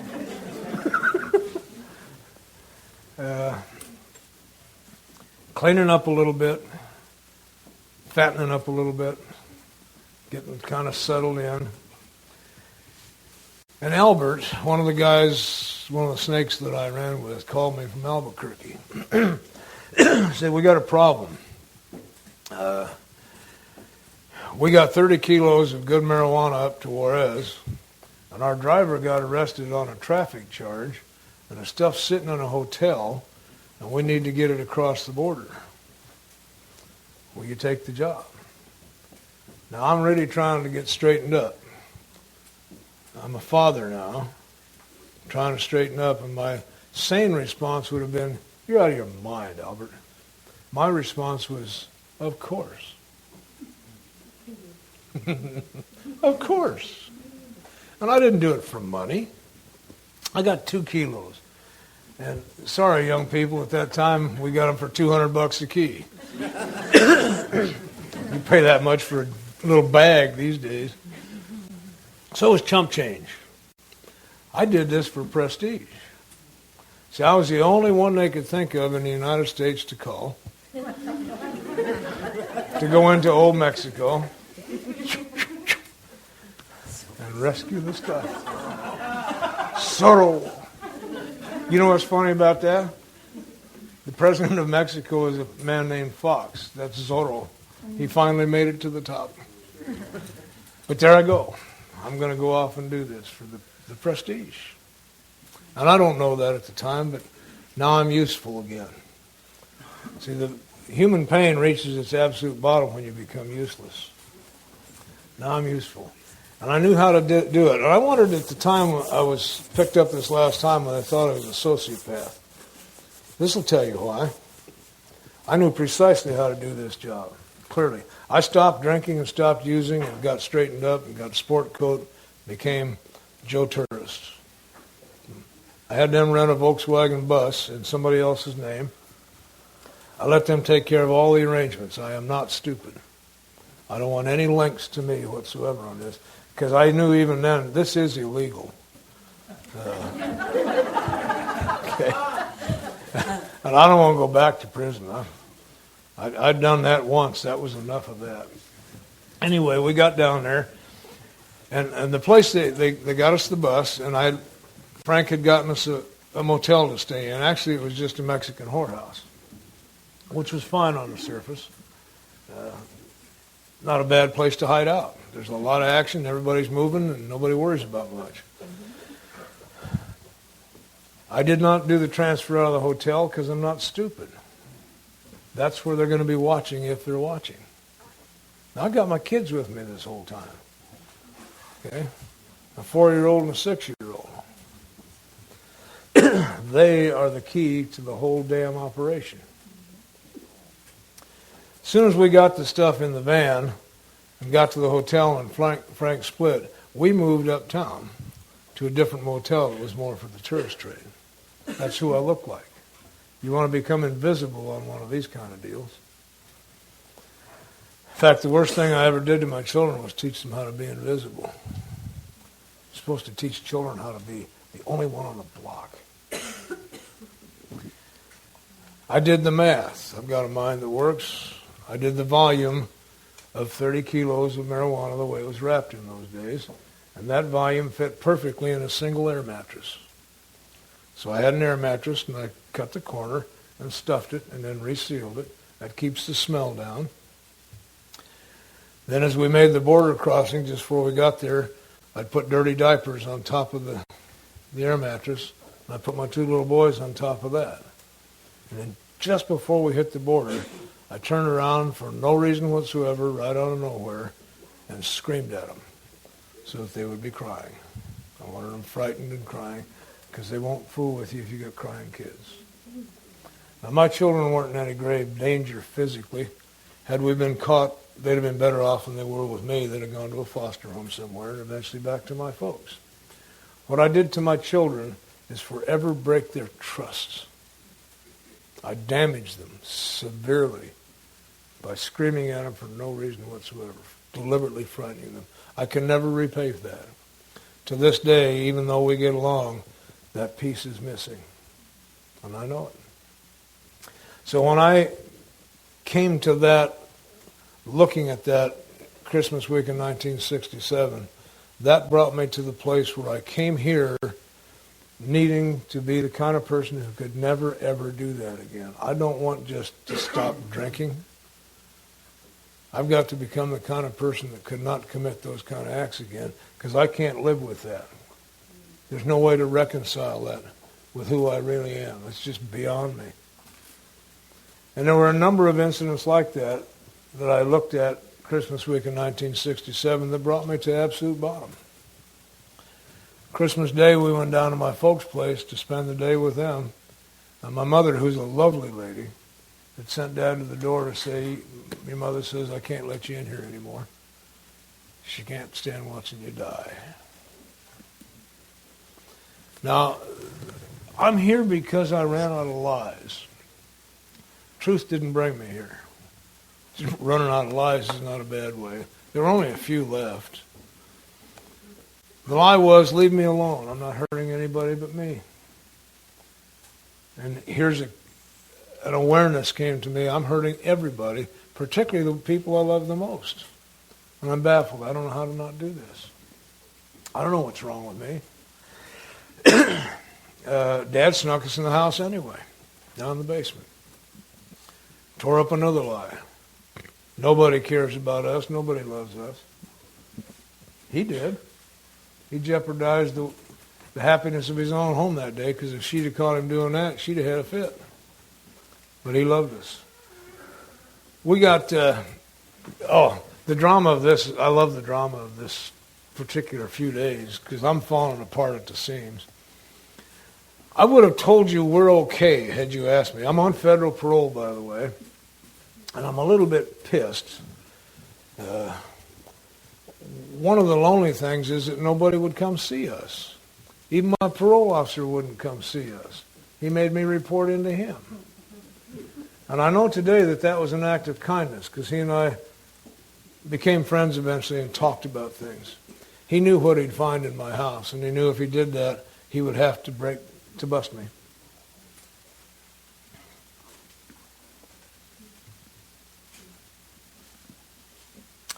It was Christmas. He was a very kind man. See, I lived with the lie that said, you're all no damn good. You don't care about us or anybody else. You're all liars and screw you. He was very kind. On the 24th, the kids and I took a walk. That's kind of what I did by then. Restless, irritable, discontent. When I can't stand being where I am, I move on. And we took a walk and found $1 laying in the snow. We didn't have any presents. We didn't have any tree. We didn't have anything because the welfare check hadn't gotten there yet. I was not self-supporting on my own contributions. And my scams were running out. I didn't have the energy to pull some of them off. And I'm really glad. I had one set up that was a beaut that would have gotten me at least 10 years. Because I'd have gotten caught. I'd gotten careless by now. Anyway, we took the $1 to the Christmas tree place up on Colfax. And the guy gave us the biggest tree on the lot for $1. And I'm thinking, I've still got it. I look back and I see another act of kindness. He saw this 133-pound survivor of the Auschwitz concentration camp with 2 little boys. He'd have given us the tree. But he was kind enough to let me save face by paying for the $1, giving him the $1. It's about perception. It's about how you view the world. Anyway, we took the tree home, and I keep the memory of that fresh because there's a little pinpoint stab in my heart. We had a 7-foot ceiling and a 9-foot tree, so it didn't occur to me to cut the top off. And we decorated with crap, roll up some little aluminum foil and cut the bottom off one of these little milk cartons for bells and all that. No presents. The welfare check hadn't gotten there yet. And I'm not up to pulling off anything. So we took another walk. Walked down to the public merchandise mart in Denver out on East Colfax. Cowboy store. Walked in. When we walked out, I had a pair of cowboy boots and a little cowboy shirt. One gift for each of my kids. The man gave me credit, $10.95 credit. And I thought, I've still got it. Another act of kindness. He saw the same thing, knew these kids would have nothing. Helped me save face by putting it on credit, knowing full well he'll never be back, ever. The kids, when we got home, rolled up everything that would fit into blue paper towel and put it under the tree for me. And wonderful time, because it just broke my heart. It's breaking all my defenses, and there weren't many left. I'm beginning to see you really something. When we got home, I finally walked into the truth. And the truth that day, Christmas Day of 1967, is that I had finally become completely useless. There was no reason for me to be here. Everybody, including my children and my parents and everybody else, would be better off if I were gone. And sad to say, that was the truth. I know we've all thought that at moments. That was the truth for me. I couldn't find a reason to stay. I knew the boys would be okay. I know enough about the system to know that somebody would take care of them and get them to my folks when they found my body. Didn't think of what the trauma might be for the kids. You know, that's still pretty self-centered.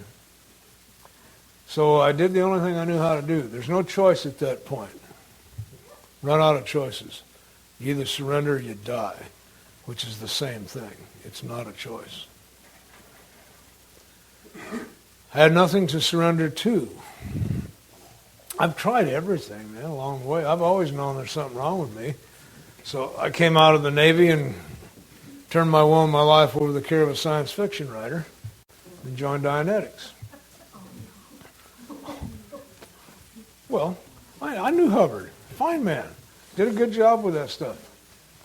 But when I think about how well I know what to do with my life, I turned my life over to the science fiction writer. And a good one. Wrote some good stuff.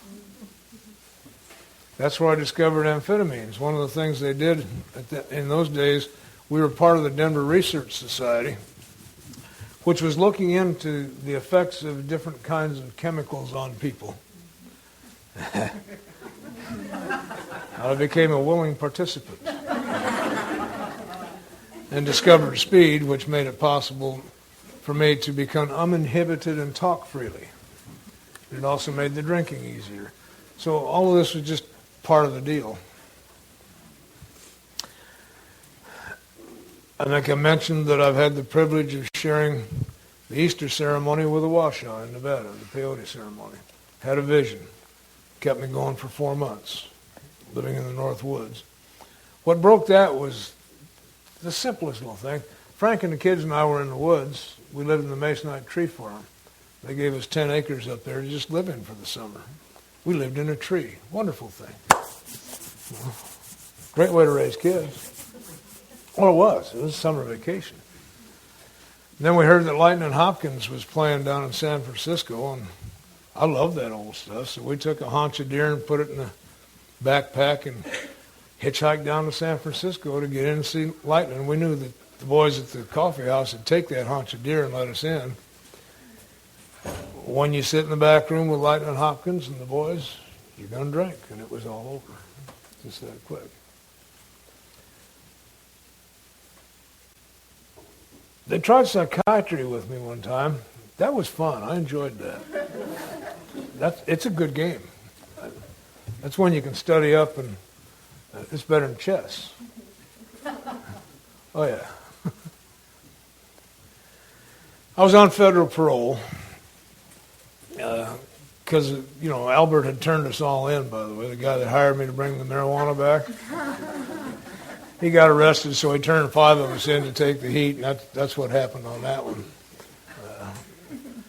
I picked good companions. My choice of people has always been good, too.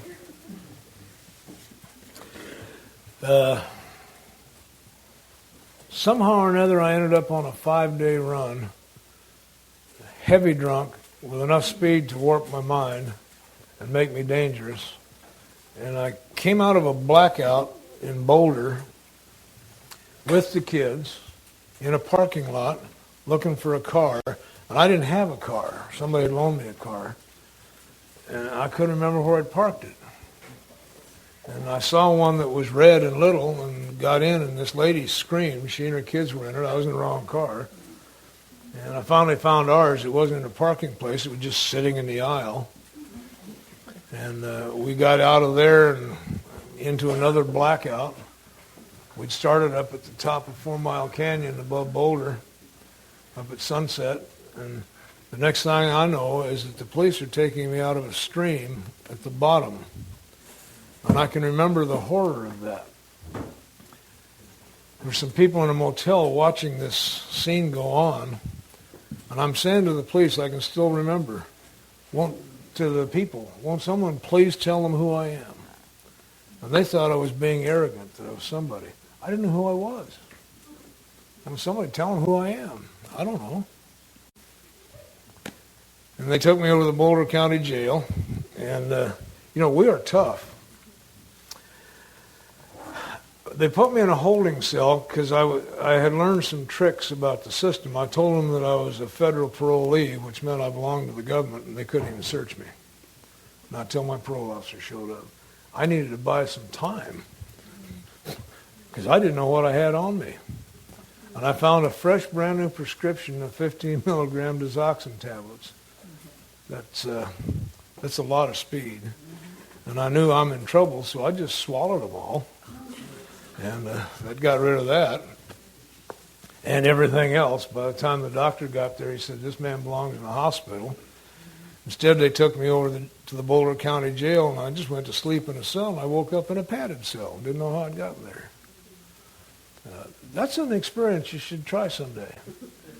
Not being in a padded cell, but waking up there and not knowing how you got there. Then they took me to the Denver jail for 6 days. Nobody could do anything. They couldn't find anything. And the parole officer was a kind man. He didn't want to harm me again. That kept me sober 6 weeks. When they talk about my not having any choice and how devastating this illness I have is, I think anybody, even a near psychotic, having had that experience, would stop or at least examine what the hell's going on here.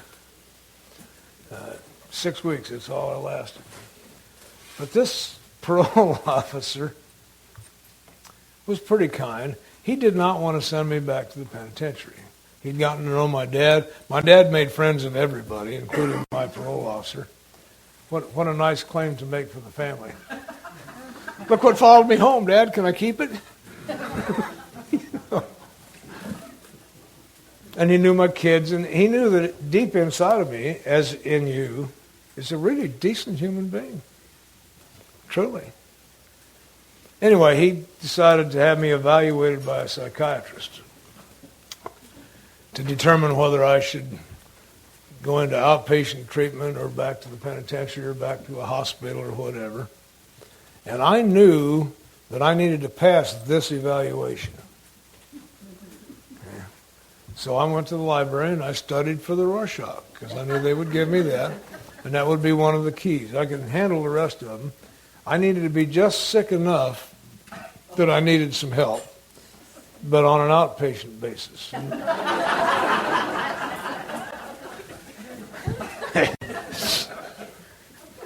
Don't tell me you haven't thought like that. And I passed. They assigned me a psychiatrist at Denver General Hospital. Lovely man. 3 weeks later, he was smoking marijuana. Because I also believe that if you can't beat him, get him to join you. I'm not saying I turned him on, but he was ready.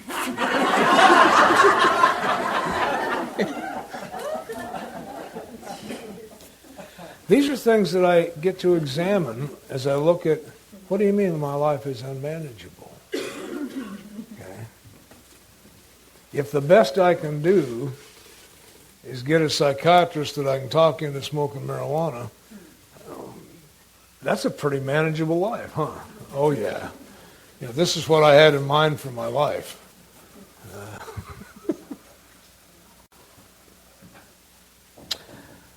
I've gotten the White Bible for Sunday school.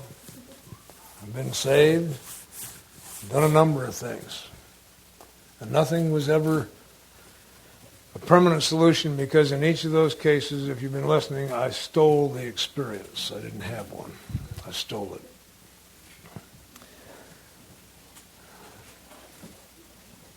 it. So I had nothing left to surrender to.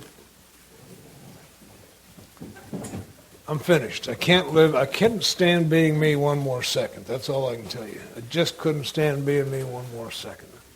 So I took a 2-month supply of speed and shot it up my arm and drank everything in the house, and I laid down and I died.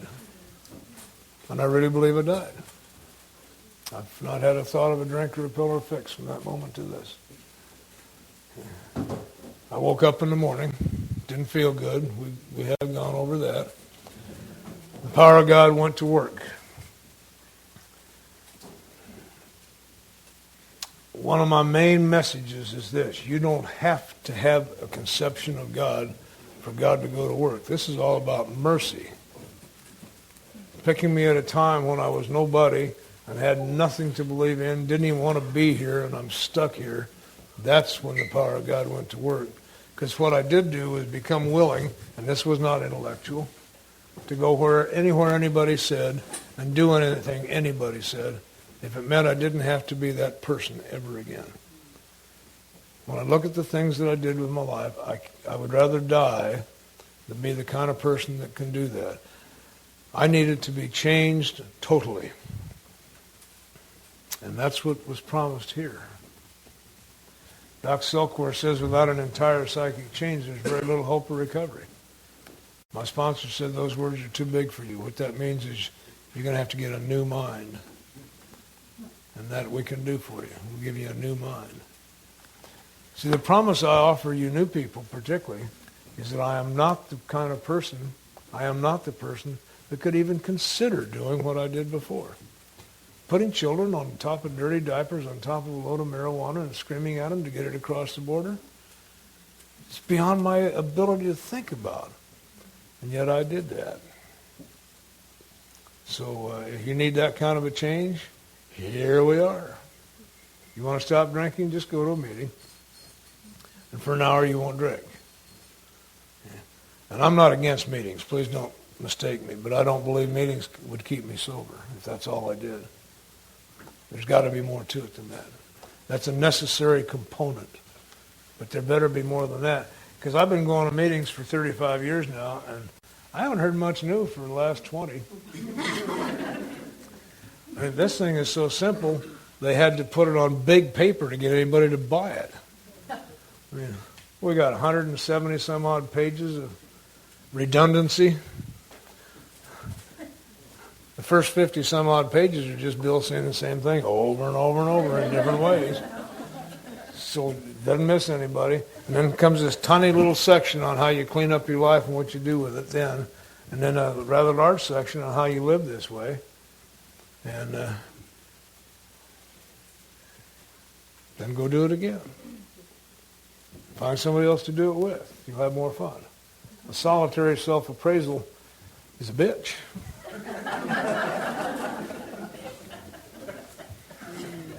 It's really nice to have somebody else know what a scum I am when I'm left to myself. Okay. Isn't that funny? We're the only organization I know where the worse you are, the better you're liked.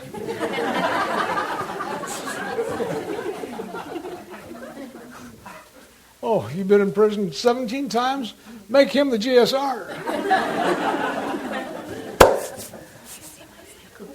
Huh? That's why I have you close by. Yeah, I know. You didn't have to tell me. That was my next thing. It's time for a break. But I'm glad you did tell me, because now we'll wait an extra minute. You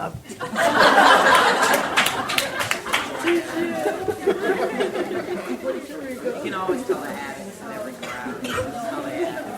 It is time for a bit of a break.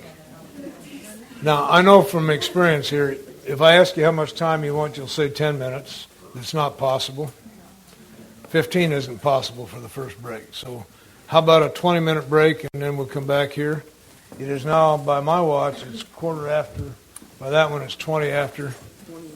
Let's do that one. About 20 till, let's get back here. Life runs on Indian time. Indian time is, let's say we have an appointment at 7. You got 10 minutes on either side of that, and you're still on time.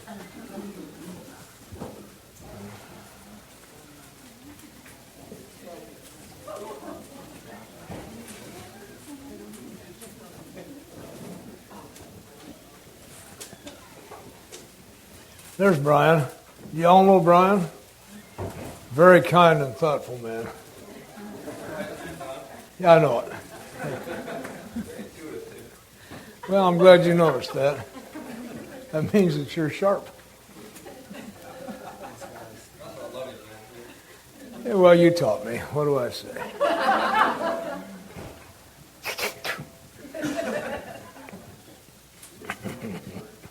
He's very perceptive.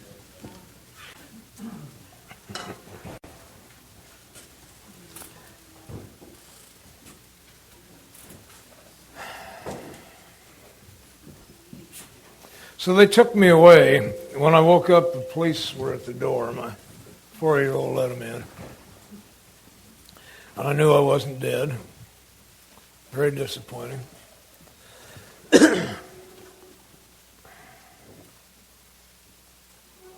I am absolutely convinced that the key to everything here is simply willingness.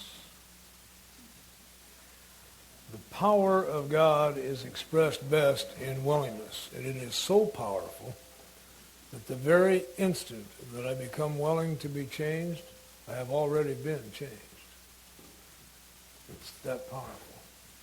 And all through our little process here, that is emphasized that willingness is the key. Willingness is a requirement.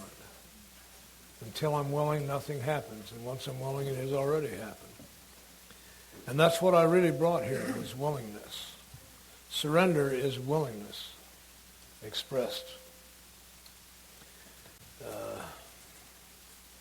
I was willing to go anywhere anyone said and do anything anyone said. And this was not an intellectual idea. This was a state of being.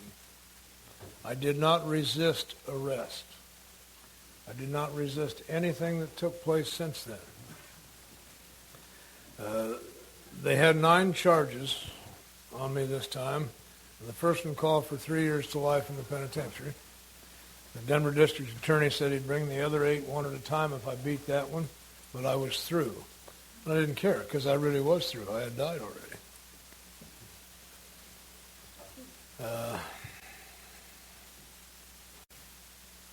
Went through detox in the Denver County Jail. Don't ever forget it. It was wonderful. 6 weeks of cramps and pounding on my legs and my head. I was detoxing from alcohol, from speed, from terror, from self-will. It was wonderful. I don't think it would keep me sober because I've been through worse. But it has made me a better sponsor. You can come to me at 5 weeks and say, I'm going to die. And I can look you right in the eye and say, not yet. You got about a week to go from my own experience. Just hang on.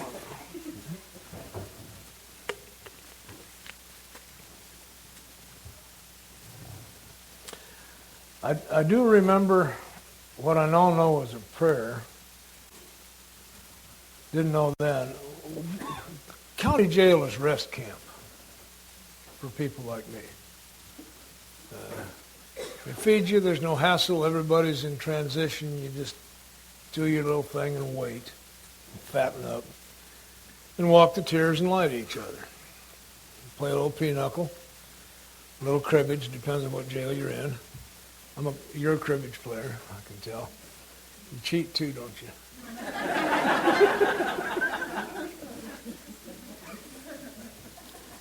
By the way, I will be totally honest with you in real life. You don't want to play games with me. Games need to be cheated at. Openly, without any pretense. I'm terrible at Monopoly because I'll tell you how I'm cheating you and still cheat you. Anyway, he understands that. We will not play cribbage together. I snookered my brother one time. I reminded him that it had been a long time, and I had forgotten how to count, and he'd probably have to teach me how to play again. What I did was get him to play both hands. You can't lose. Cleaned up. Then he realized what I'd done to him and went to my niece, who is a cribbage player, and she suckered me into a game and made me feel like a fool. Because she didn't cheat. She just played. No, anyway, glad to meet you, sir. Never trust a cribbage player. It's all about counting. Yeah, where the hell was I?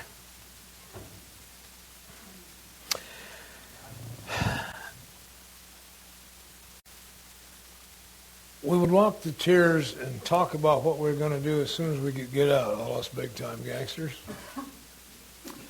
None of us could make a $100 bond, but we're all big-time gangsters. We have this bunch of compatriots out there, not one of whom is going to show up with $100 either. In fact, they won't even come out and visit or bring you cigarettes or nothing. But what we're going to do when we get out is get a keg of Coors beer, a lid of grass. We'll go up into the hills of Bergen Park and get stoned. That's what we're going to do. And I can remember mouthing those words, and I still remember in my heart, I don't want to do that. It's kind of a strange sensation. And the only prayer that I can remember, and it wasn't really a prayer, it was just a sense of help. An admission, I don't know what to do. I don't want to do this anymore. I don't know what else to do. Part of my life today is working in the penitentiaries. I've worked for the Department of Corrections in North Carolina and Colorado, and my AA work is in the penitentiaries. Next Tuesday night, I get to go back to prison again. Maximum security down in the basement with the long-timers, some lifers and some other long-timers. And a kid named Shy Boy got me in the heart again last month because he was me. This is a sharp kid. Let me give you a picture of him. These guys are in a maximum security pod unit penitentiary. That means no more than 16 people in any one place at any one time. Single cells, tight security, count every hour, there's camera, everything's being monitored. Well, the warden there is changing it over to a supermax. They're going to bring all the bad guys in from around the system and put them in there and run some sort of stupid program they think will work that has already failed 20 times. But that's his plan. So Shy Boy and Freddie and the lifers who are permanent party there needed to be moved around to make room for the bad guys. Shy Boy didn't like his cell. It was kind of dirty. His new one was kind of dirty and it hadn't been kept up well.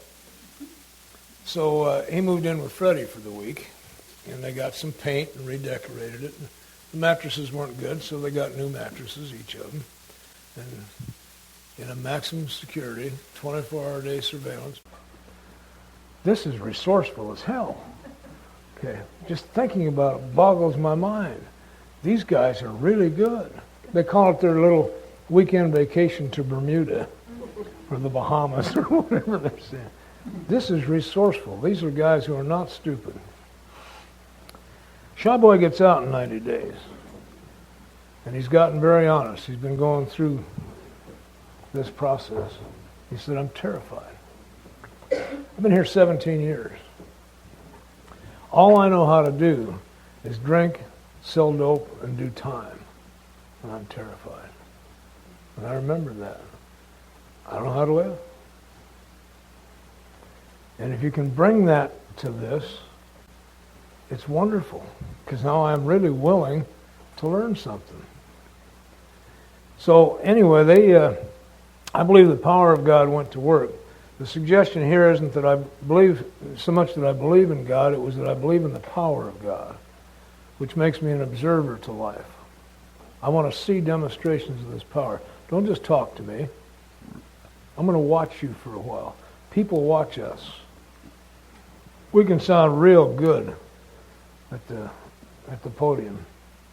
People watch us. How do they really live? And I'm watching it. I didn't see much in the jail that interested me.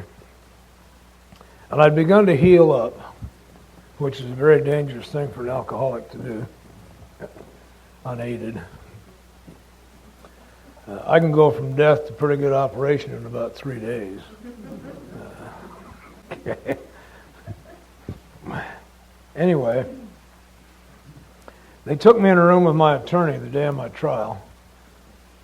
And the district attorney and he and I had a little discussion, and he said, we've been talking to the federal people, because I owed them 5 years.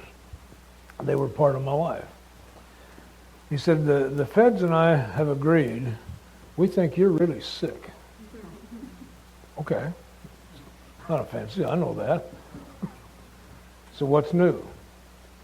He said, we really don't want to have this big trial. It's going to be a messy one. If you'll plead guilty to a reduced charge, what we'll do, the deal is we'll give you a 1.5 to 3 year sentence, suspend that, and turn you back over to the feds, and they've agreed to take you to Fort Worth, Texas, to the federal hospital and fix what's wrong with you. I signed the papers right there. I'm not stupid. 2 of me made that decision. I was willing to go anywhere anyone said. I also had healed up enough to know that if you put me in a hospital with doctors and books, I'll be on the street in 6 months. Because they'll tell me what's wrong with me. They'll tell me about how long it's going to take to fix that, and then they'll give me all the symptoms I have to show to prove I'm getting better. And that's my very best game.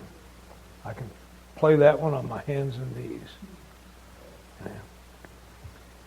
Well, I signed the papers. They kept the deal. They took me into court, and the judge changed my age to 17 so I could qualify for it. I'm the only one in Colorado that's been convicted of this crime for 25 or 30 years. It just lays there on the books. Give me a 1.5 to 3. Turn me over to the feds, and if you know about power, you know in 5 days I should have been in Fort Worth, Texas. 5 days later, I'm in the fish tank in the Colorado State Penitentiary. Because the federal man had checked with the hospital, and the hospital said, there's nothing we can do for this one anyway. Just get him off the street. So I went down to Canyon City. Now, I don't believe that God will interrupt anyone else's life to make mine better. But God uses whatever's at hand. And what he had in hand, because I had surrendered totally, was my solution. I didn't know I was alcoholic. I would not have come looking for AA. I went to NA in the federal penitentiary, one meeting, didn't hear a thing I identified with because I'm not a drug addict. Just looked like that. Didn't hear a thing.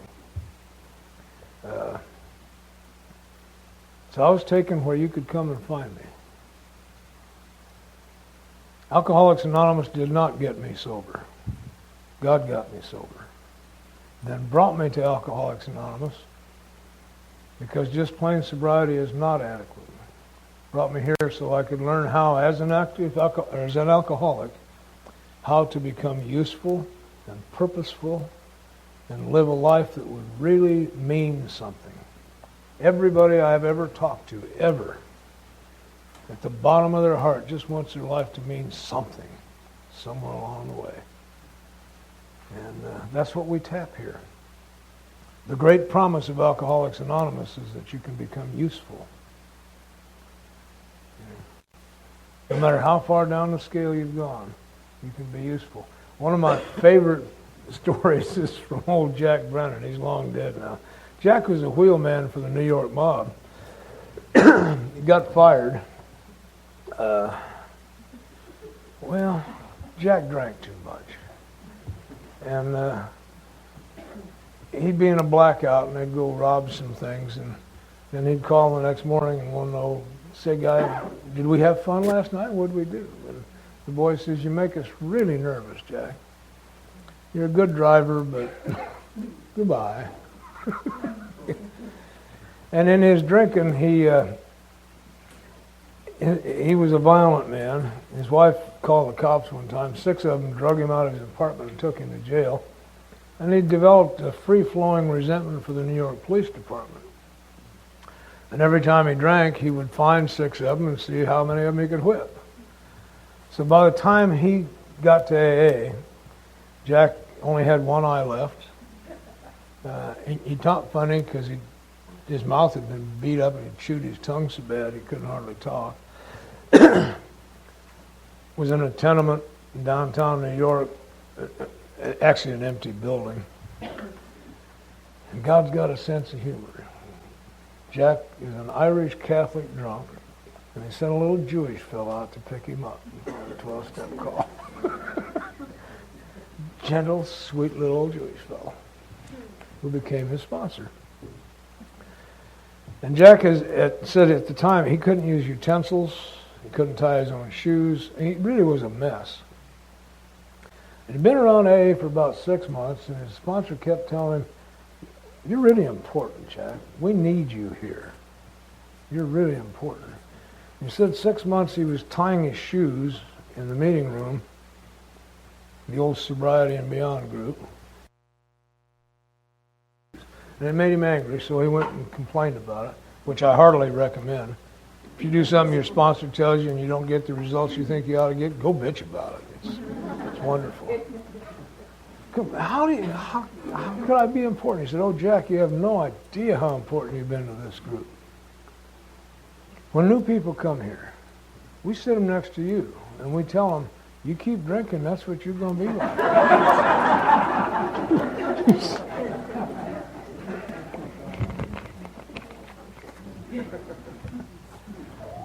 This is absolute truth. Everyone is as important as everyone. And sometimes my only purpose in life is to simply be in the room. Because if I am in the room, the person who thinks they're alone can't think that. It makes a lie out of it. There's somebody else here. And other days, I'm to climb to the mountaintop. And I don't want to be up there. But that's the job that I get assigned today. Everybody here is useful. You're so important. So important. Somebody can hear you that can't hear me. But it's mainly, we're just here together. It was in the heart of Heart Mountains in Germany, where a band of robbers had gathered together. That's what it's about. It's no more complicated than that, really. Anyway,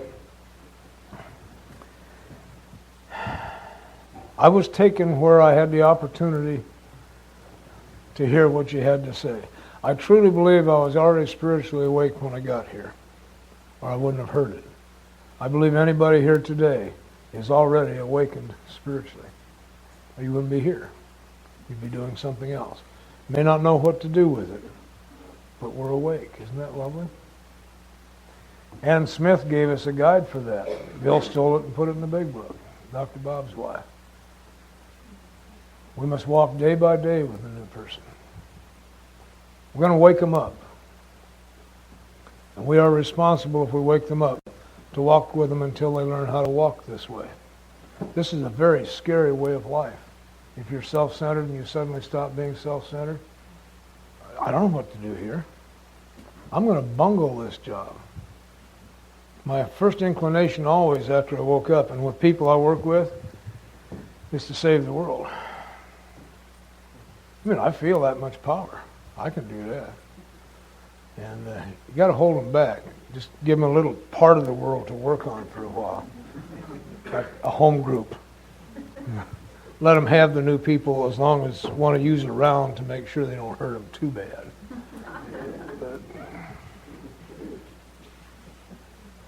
But I was taken down there, and my cellmate Jim, as we were, Fish Tank is at that time, it was a 4-week orientation where you're isolated from the rest of the community while they thump you and bump you and test you and decide where they're going to put you to work and teach you how to live in the community you're about to get into. Because if you don't learn that real quick, you may not live through the deal. You got to know there's protocols in whatever community you live in, and this one has serious consequences. And all that's going on. Well, in the 3rd week, I can still hear it. The guard said, "You people will come down and you will listen." No clue as what's going on. Social calendar was not full, so Jim and I went on down, and I did the most important thing I've ever done in my life. I listened. There were 3 of them in prison uniforms with numbers on their chests. Now, I love drama. While it doesn't define alcoholism, I love drama. So let me throw some drama in. My state of being at that time was a willingness to do anything and listen to anything. But I also was fully aware now, because I'm conscious. I'm almost, 5.5 months sober. On my own efforts, I have reduced myself to a number. I am no longer qualified as a human being. I don't even have a name. I'm a number. I was 38,984, and I was living in a cage with another number who was unfit for human consumption. And this was just something we knew. No guilt trip, no heavy-duty deal. I was in the right place, and I knew I was right where I was supposed to be. And these three guys came in, ugly little men, except for Bruce. Bruce was really kind of cute. He really was. Tall, handsome young man, just filled with himself.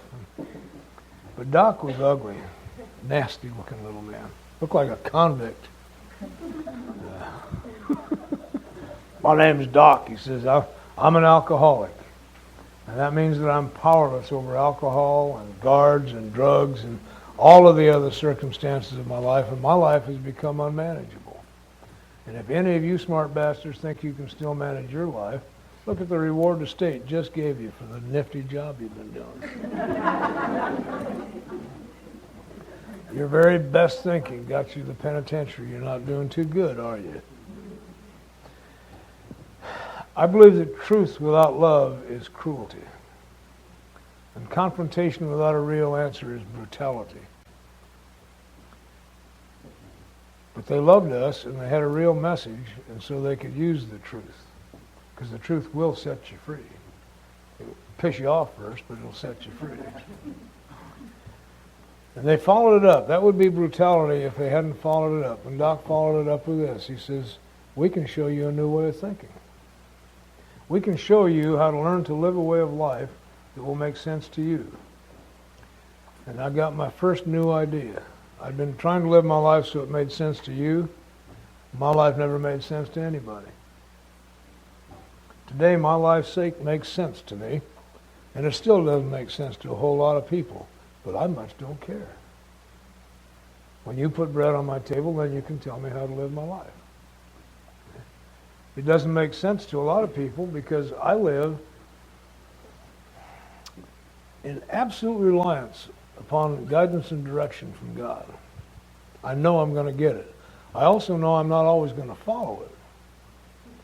And I know what the consequences of that will be, and it'll be severe enough to bring me back in line, but not severe enough to kill me.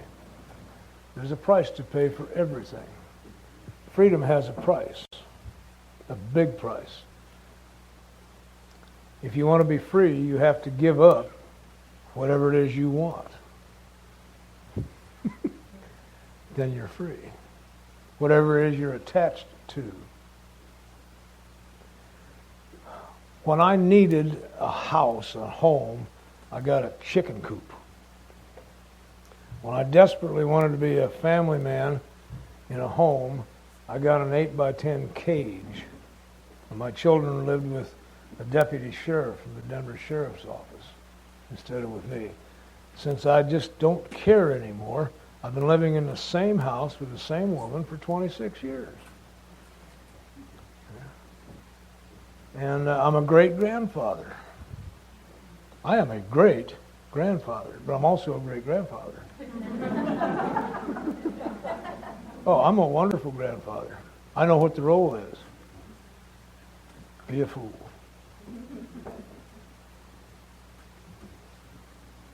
One of you guys talked about magic. I do magic for the little ones. In fact, my granddaughter Gianna is learning magic. She thinks that's great. You know how you do that. You take a quarter and it's gone, and then all of a sudden it's behind their ear. Oh, how'd you do that, Grandpa? I don't know. And you do it over and over and over again until they catch you at it. And then if you're like me, you've already got a second way to do it. And when they think they caught you at it, that isn't where it is at all. Magic is about misdirection.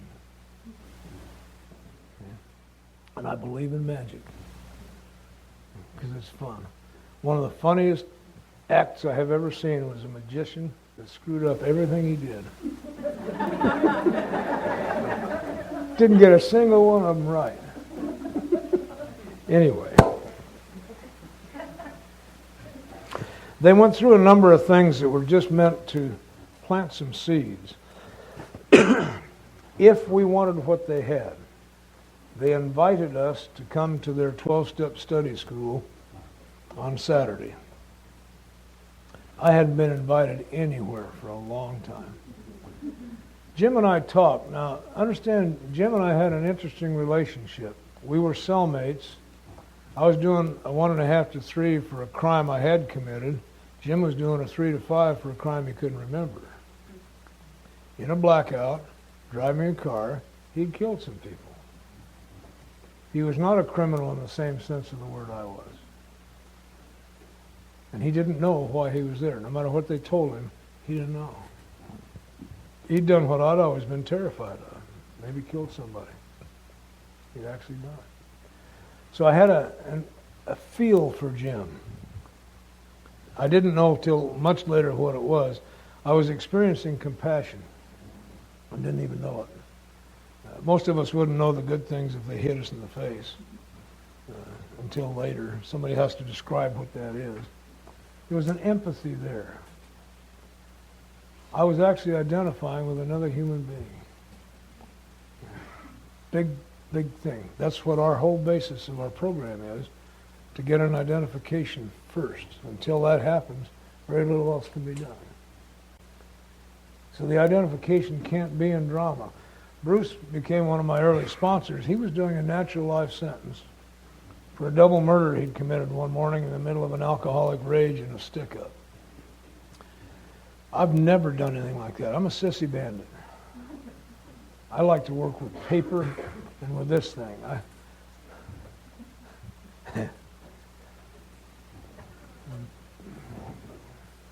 Even today, I still do the same thing. I was in Virginia last weekend, and a young fellow showed up with a great blue suit and gold everywhere and this gorgeous white derby. It's now in my house.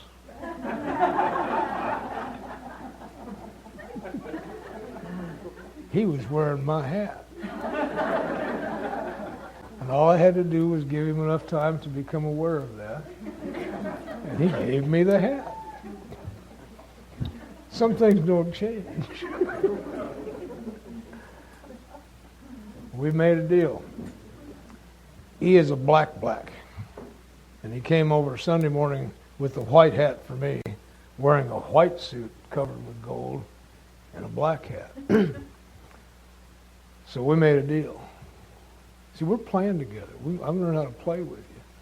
I said, here's the deal, because his little black girlfriend was there. I said, next time I come in, I will wear a black suit and the white derby with the little feather in it, and you wear this white outfit with the black hat, and we'll walk down Madison Street with me between the two of you, and we'll make a Oreo sandwich. He cracked up.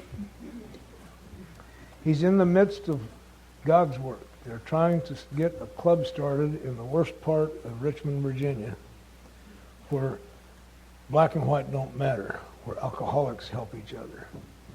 And it's a mission, and they're really working hard on this.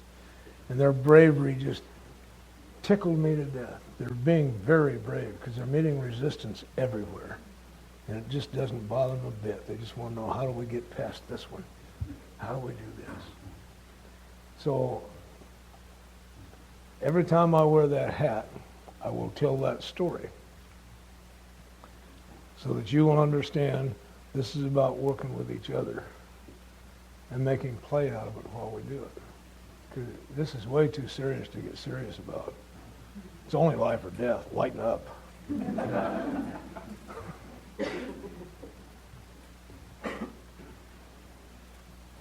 But when I started the journey, I was just a number in a cage.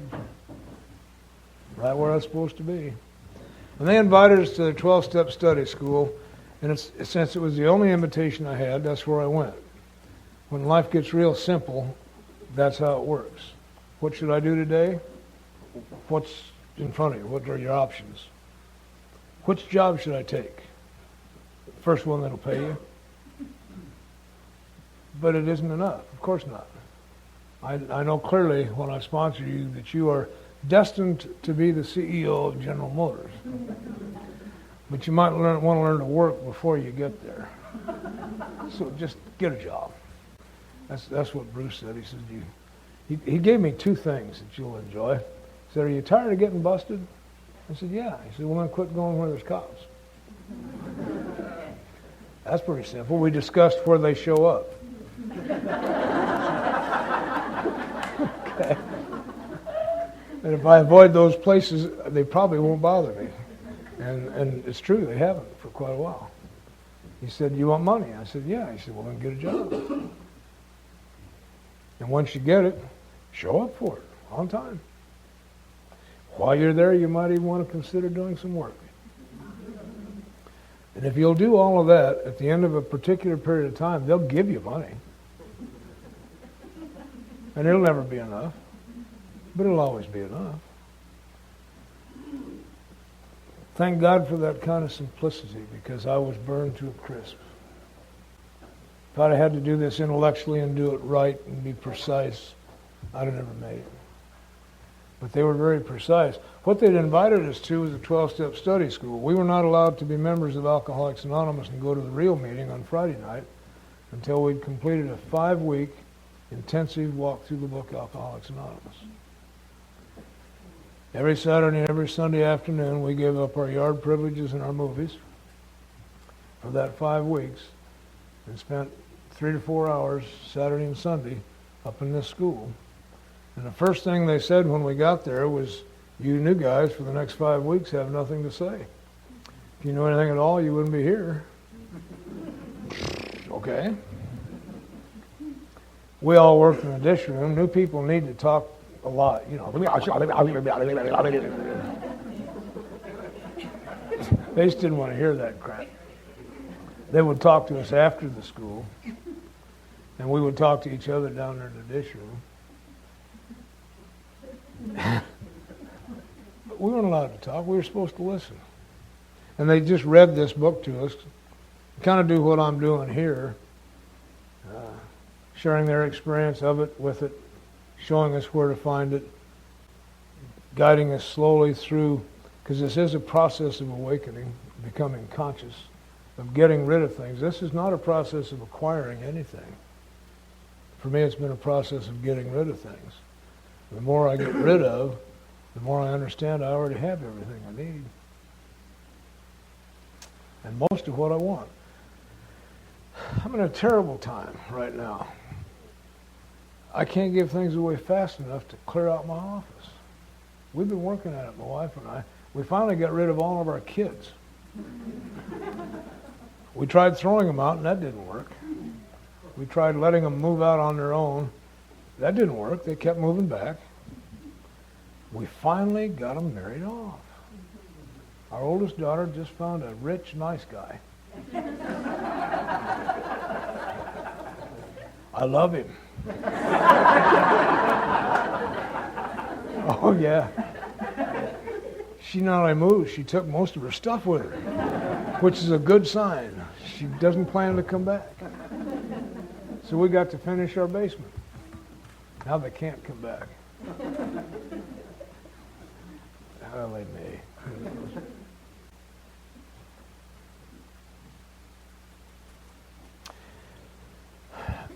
I was taught first about what is alcoholism. I truly believe my main job as a member of Alcoholics Anonymous, and particularly with newer people, is to help you find out, do you have this? And the only way I can do that is to share my stories and their stories.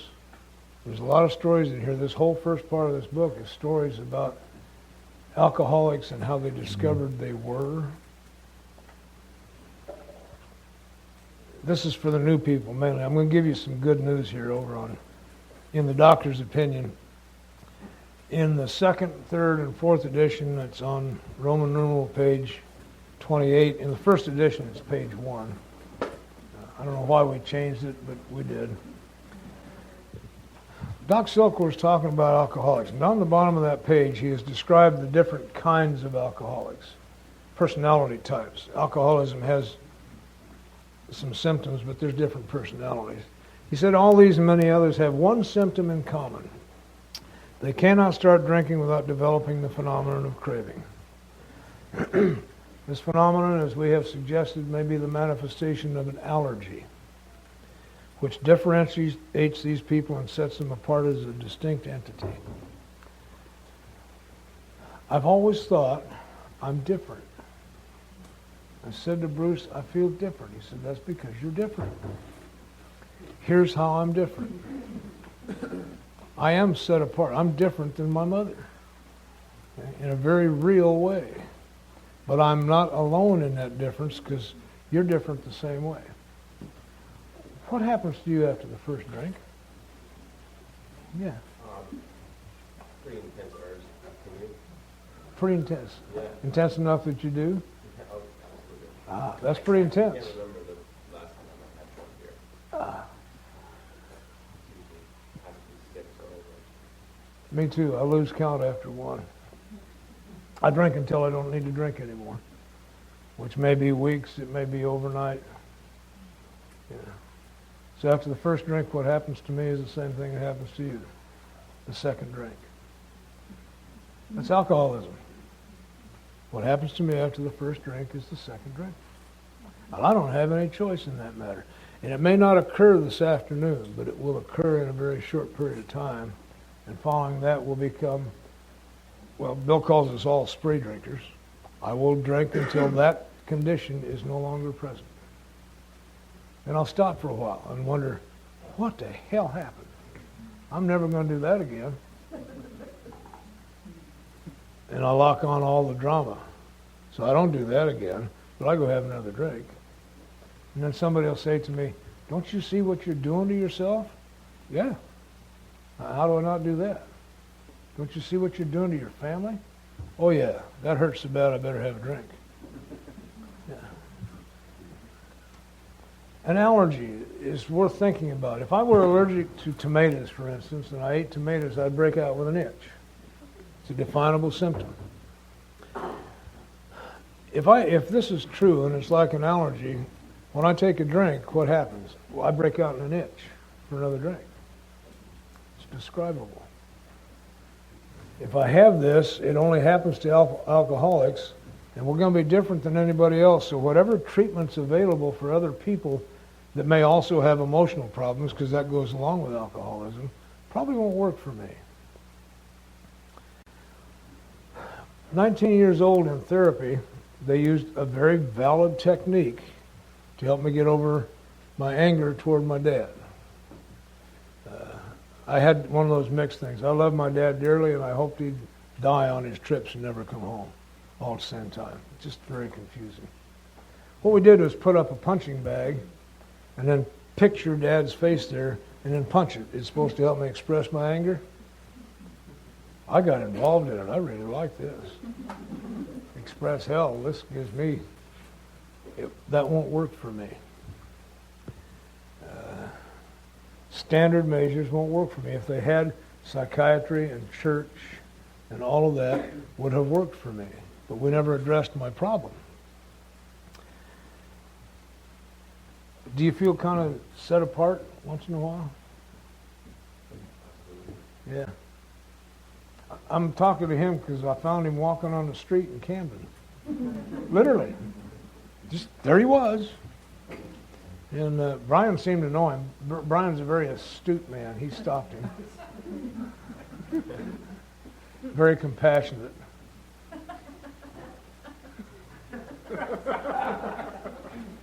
Okay, I'll get you later. Well, the reason you feel different is because you're different. And I'm going to give you some really good news here. It has never been by any treatment with which we are familiar permanently eradicated. The only relief we have to suggest is entire abstinence. If you have this disease, the best news I have for you is you are doomed. And that's really good news. There's no treatment for this. Don't waste your time. The only solution to this problem is the consciousness of the presence of God. A spiritual answer. It's the only thing we found that works. And however you conceive that. So, isn't that good news? No. Because I'm either mad at God, don't believe in God, or I'm terrified of God. I've got all these images as to what God is that stand in the way of my ever having a relationship. How many of you along the way picked up, if you thought it, you've already done it? And about the time they told me that was about the time I was thinking it. It's already too late. My spirit knows about love. Deep within every man, woman, and child is the fundamental idea of God. And the stuff I'm hearing, whether they're teaching it to me or not, what I'm hearing is He's going to kick your ass one of these days. And why? Because of who you are. That's the message that I got, not what it was being put out. I am by nature this way, and this is the way that the world says you're going to be punished forevermore. Well, screw it. Why bother? I can't. How can I have a relationship with something I'm afraid of or can't trust? And we face all that when we come to here. And my sponsors are very simple with that, very clear with that. He asked me one day, describe to me God as you understand Him. And I started talking about Santa Claus, because that was kind of my, what's He going to do for me?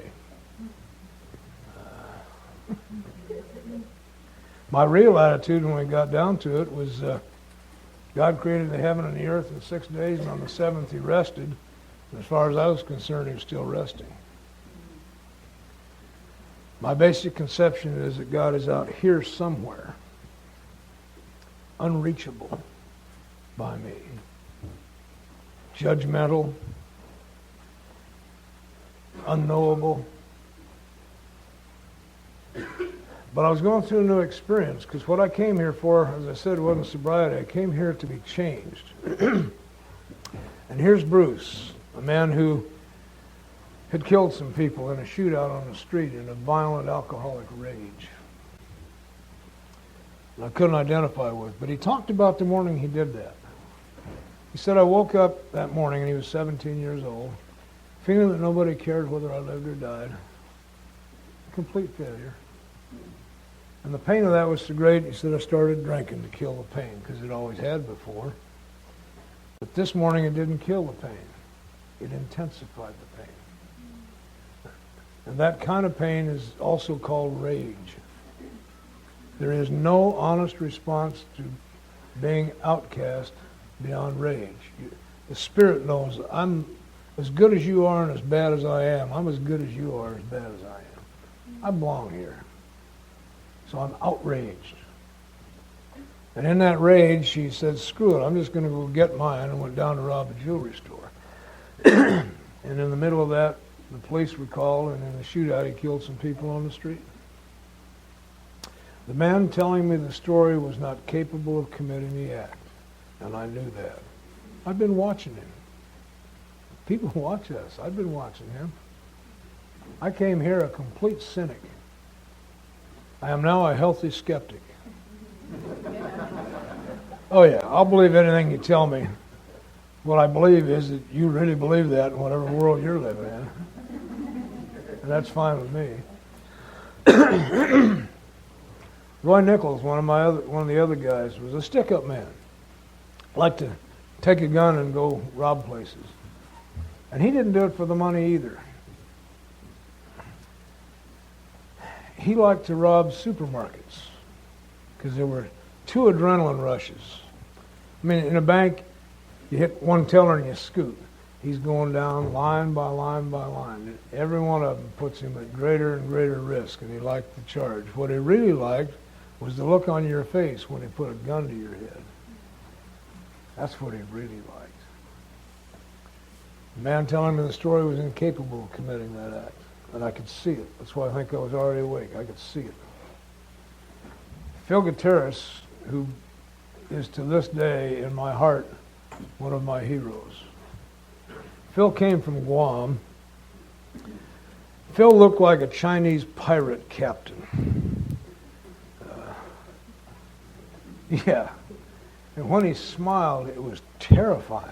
And Phil smiled a lot.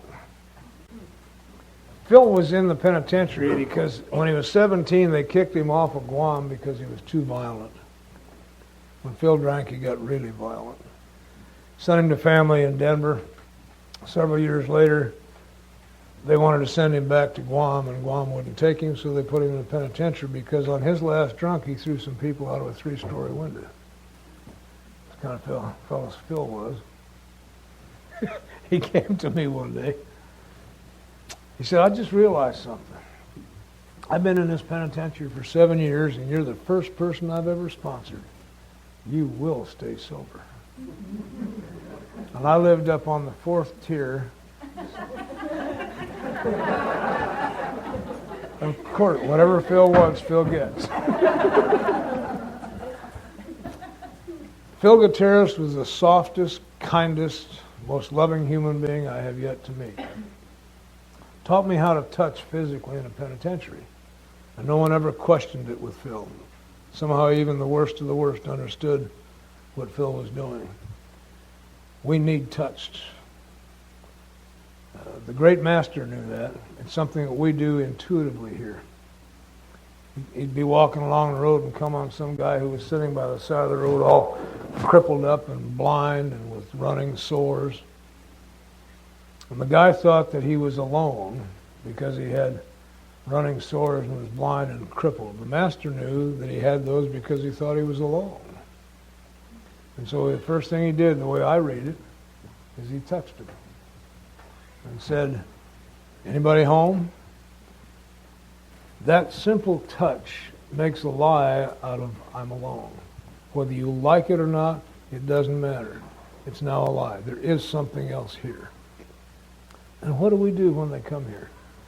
We shake their hand, we pat them on the shoulder, we touch them, we move them around so they're not alone anymore. We exhibit that sense of you are here and you are important. Then he would say to them, you know, you don't have to do this anymore. But they didn't know that. I didn't know that when you told me that. And he said it was such conviction that it got their attention. And he would ask them, you want to get up? And he'd wait. And that's what we're supposed to do. First of all, do you want to stop drinking? If you don't, see me later. I'll wait. Do you want to get up, he'd say. And if they said, well, yeah, they always did because now they're not alone anymore, he'd say, okay, here comes the magic. Get up. Oh, okay. With such conviction that they could get up. And isn't that what we do? You don't have to drink anymore. Would you like to stop? Okay, if you would, let me give you the secret. You ready? Don't drink. Oh, okay. But now how do I do that on a continuous basis? I'll make that decision right now. That's cool. How do I not do that? Well, that's what we can show you.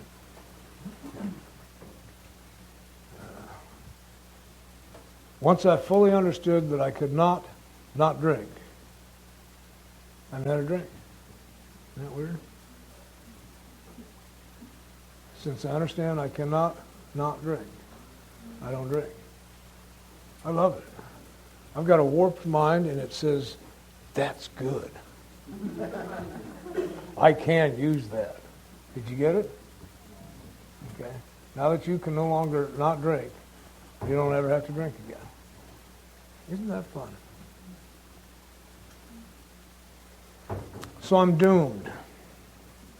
I came to believe that there was a power greater than myself because I watched it walk. Its name was Bruce and Roy and Phil. There were a couple other guys. We had a group of about 100, and it was very clear to me that maybe 10 or 15 of them meant business. But that 10 or 15 walked this way. And I watched them. Our 12-step study school was one of 23 self-help groups in the penitentiary at that time. This is during the phase when the convicts ran the prisons. And we had our Saturday and Sunday afternoon room, and it was really important. And I watched Bruce display a characteristic that I wished I'd have had at one time. I saw him display and live out real courage. One of the other groups had decided they wanted our room, and prison politicians are pretty good. They'd convinced the associate warden of treatment that what we were doing was pretty meaningless, that they should give them our room.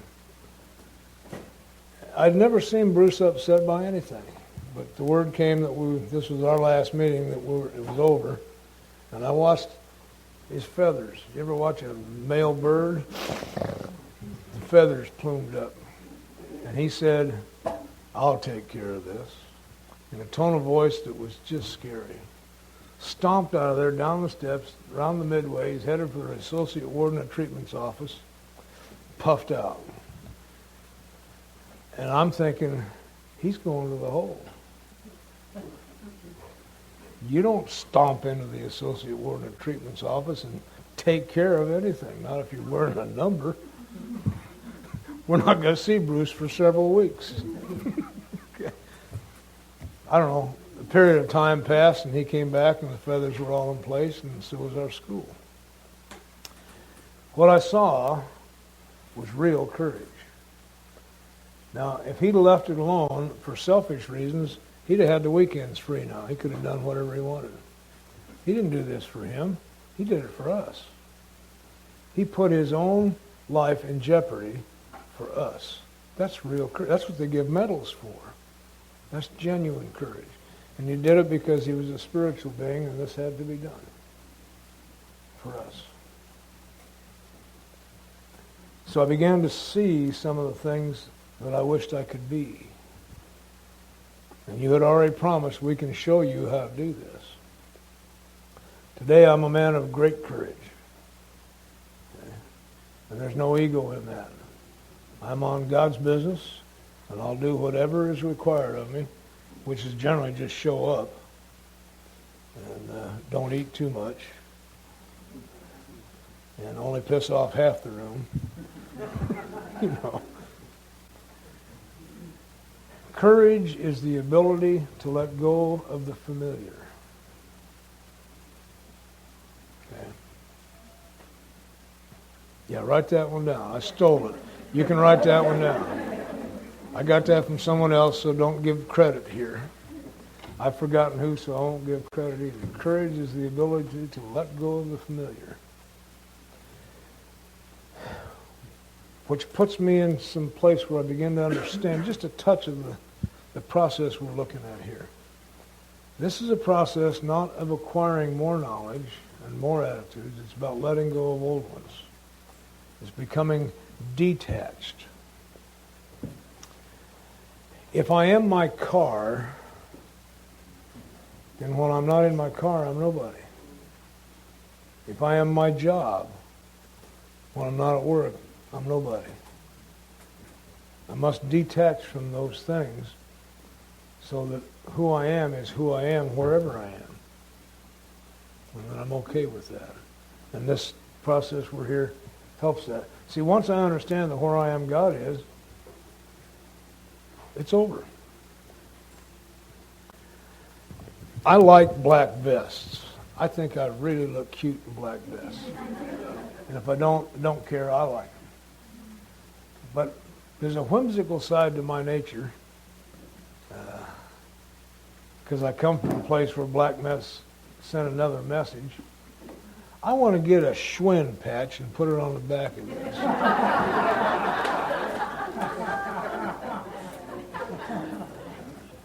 Yeah. My wife won't let me yet. But don't you think that'd be cool? Yeah. I'll walk into Putnam Sober some night where they're still going boom, boom, boom with my Schwinn patch on. Someday. Brian's brave enough to do that, but I'm not. You still back there, Brian?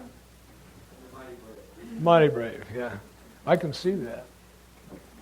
I've watched. He is brave. He really believes he can do anything. And he's right.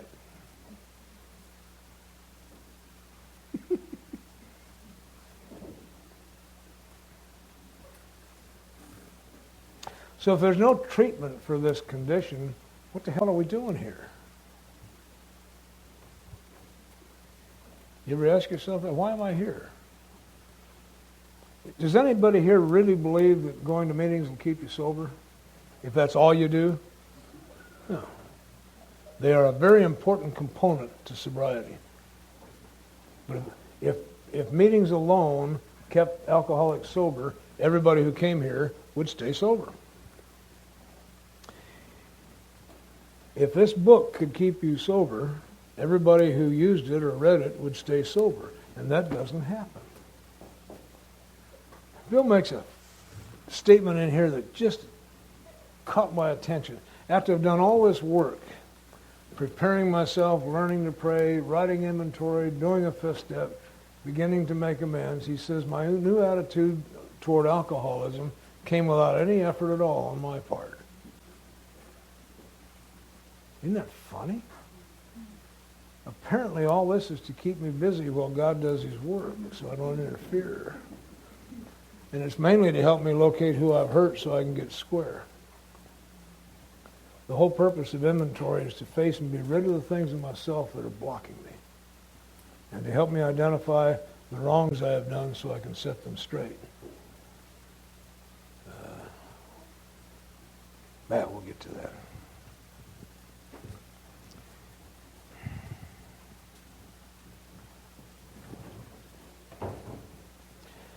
Because I was certified and on paper, and I say that because I was shown the paper.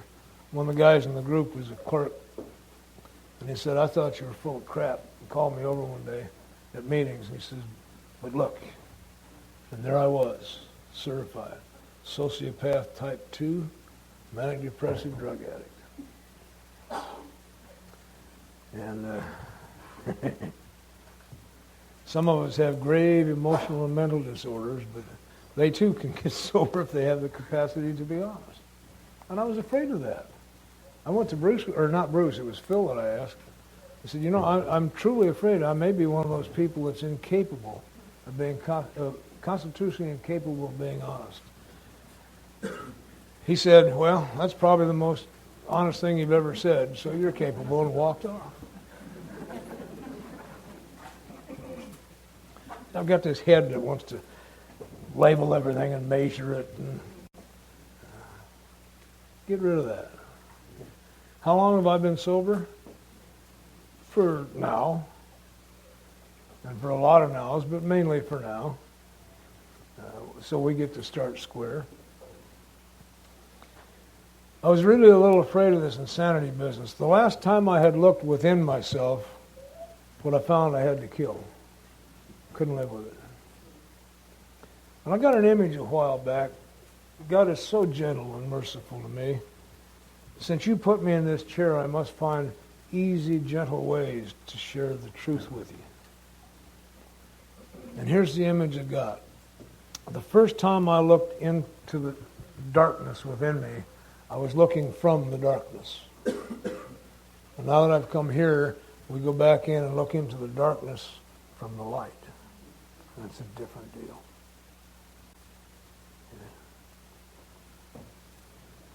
All of the dragons turn into worms when the light's thrown on them. But there's one that I challenge you to use on a regular basis, and the best way to do it is when you're working with new people. Underneath a rock in my head is a worm called I ain't got it. I'm not one of those. And it thrives in the darkness. And it eats fear, and it eats complacency, and it gets fat in the darkness. So every now and then take the rock off, and with new people, I just did it with you. Why do you think you're alcoholic? Is it possible I may not be an alcoholic? Yeah, it's possible, so let's look at the symptoms. 10 seconds. I know I'm an alcoholic. The rock goes back and the worm's small. Take it off once in a while. Same thing happens to me that happens to you. I don't ever remember 2 beers. What kind of a stupid thing is that? Yeah. Doesn't make any sense. Unless you're my father, who was in an airplane accident and couldn't sleep well, so the doctor prescribed 2 beers at night so he could sleep, and that's all he had. For him, that wasn't stupid. 2 beers and I am now awake. We drink a sedative to wake up and take speed to go to sleep. Isn't that dumb? And I wonder, why am I different?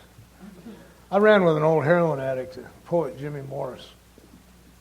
And during the time when we were in our artsy-fartsy phase, doing Jack Kerouac and all that stuff, we couldn't stand you young people and what you were doing with the drugs. I mean, we were after spiritual enlightenment, and you wanted to go dancing and looking at colors. And you brought all this heat down.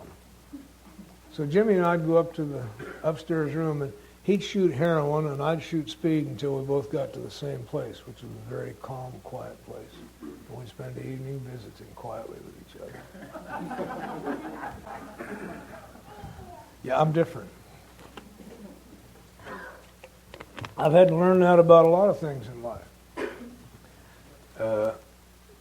My wife has gotten to watch some of my awakenings, and they were not always comfortable. B vitamins are stress vitamins, right?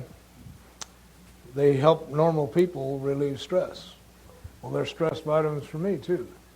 Within 5 days of taking B vitamins, I am stressed beyond belief. My body goes bonkers on them. I don't dare take them. Very minute amounts. We heard one time, we being the Denver Young People's Group, incredible group, by the way. Almost all of us are still sober, and all of us are still active. The group has produced 2 trustees from that one little group of about 14, 15 people. But we heard about Bill and his niacin experiment, niacin being one of the vitamins, because Bill was willing to try anything that might help an alcoholic. He even tried acid once, found out it had no more to offer than the spiritual awakening he'd already had, and put it away. But that was based on the fact that the peyote people had discovered hallucinogens taken ceremonially helped Indian alcoholics stop drinking. So Bill thought he'd try it. Anyway, he threw it away. But we tried the niacin. Now, have any of you taken niacin? It gives you a flush. The blood carriers open up, and there's a flush that goes with it. We stopped. It didn't cause any great harm, but all of us together realized within a couple of weeks, we really like this flush. It's warm, flowing, and we better not do that, because that'll get us in trouble. Okay. I took some B12 one time because it was kind of run down. 1 tablet a day first week, 2 tablets a day the second week, 3 tablets a day the third week, and then I quit because I can see the progression. It's my nature. When I take it from the outside and put it in, I have to be careful. Anything worth doing is worth overdoing.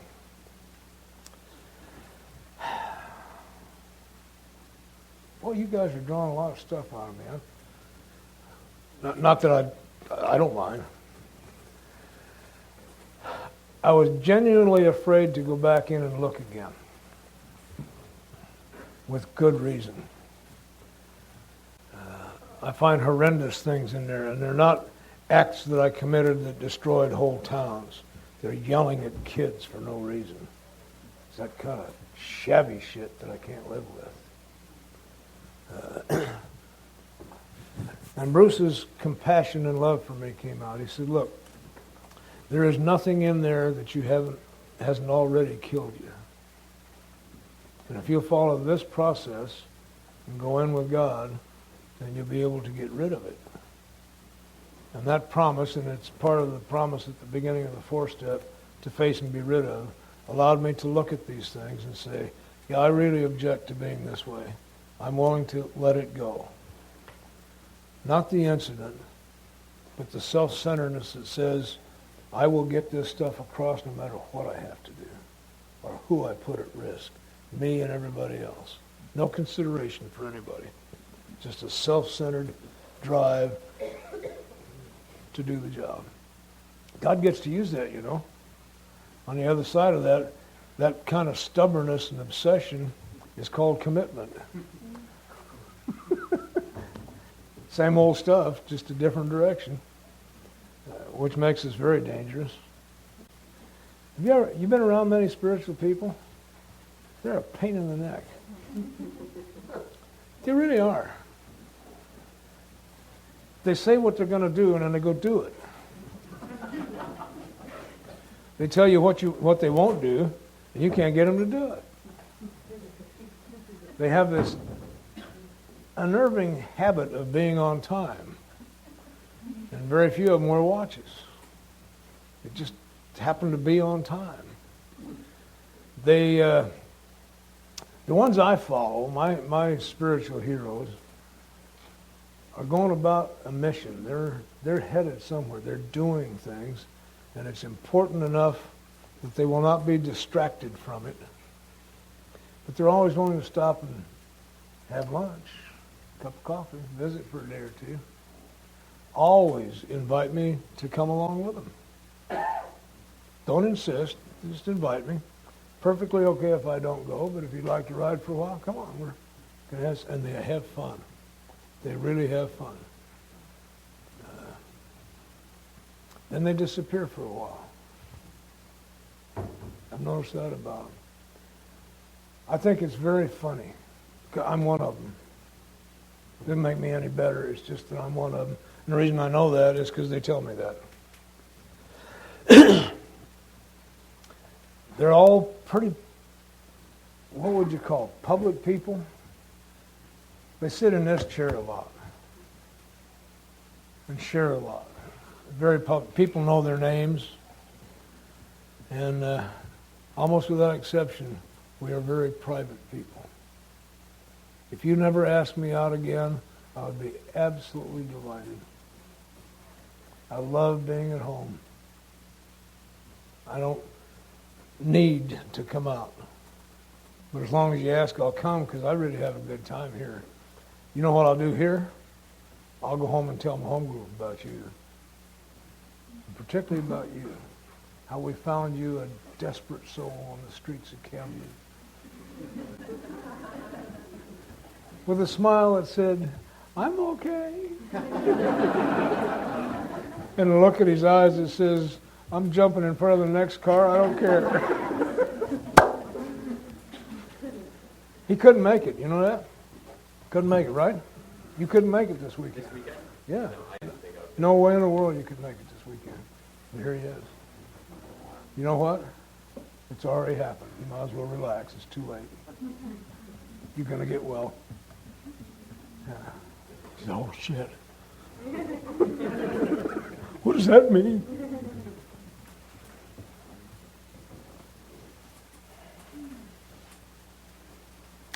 I needed to find a working description of sanity and insanity. I've got to participate in this, all of me. And I found it in the story of the car salesman named Jim, because he is me. Now, there's a lot in this story. First of all, Jim had been to AA 6 times, worked with the people who put all this together, our founders. Worked with Dr. Silkworth, got the information straight. It wasn't fuzzy at all, and drank anyway. So apparently the information by itself is not enough. So we come to a day when Jim now, who had owned this car agency, now after his 6th relapse, is working for the agency he used to own. And I try to get into their head in these stories. I want to be them and see. Yeah, and I can get that. Comes to work one morning with a little low-grade resentment. That just kind of ticked that he has to work for the company that he used to own. Has a few words with his boss. Poured some gasoline on the fire is what he did. You know, low-grade resentment needs fuel, so you have a few words with the person. You punch the bag and really start getting involved in it. And then he decided, I think I'll go out in the country, and look for a prospect for a car. And I think, wait a minute. I've been a salesman. If I want to sell cars, I ought to go where there's people, not cows. Okay. And there may have been a prospect out there, but interestingly enough, he stops at a roadhouse that he's been to many times before. He knew what was there to have lunch. A roadhouse is just a place that serves food and booze. Has a sandwich and a glass of milk. Something in his head said, well, Jim, you've been sober long enough. You can have an ounce of whiskey if you just put it in the milk. I'm thinking, wait a minute, you know what whiskey does to milk? It curdles it right there on the spot. Yuck. Without hesitation, down it goes. Then he did the thing that's the clue for the alcoholic. He said, I think I'll have another sandwich and another glass of milk. And might as well have another shot of whiskey while I'm at it. The experiment was so successful, meaning he didn't tear the bar apart, didn't go instantly insane in a dramatic way. He was instantly insane. I think I'll have another. Ends up back in the nut ward again. And the boys go to see him and they ask him, what happened? Tell us what happened. We're interested in relapse. When I say you don't have to drink again, I mean it, but I'm very interested in relapse because it happens so often. What happened? And he told them the story.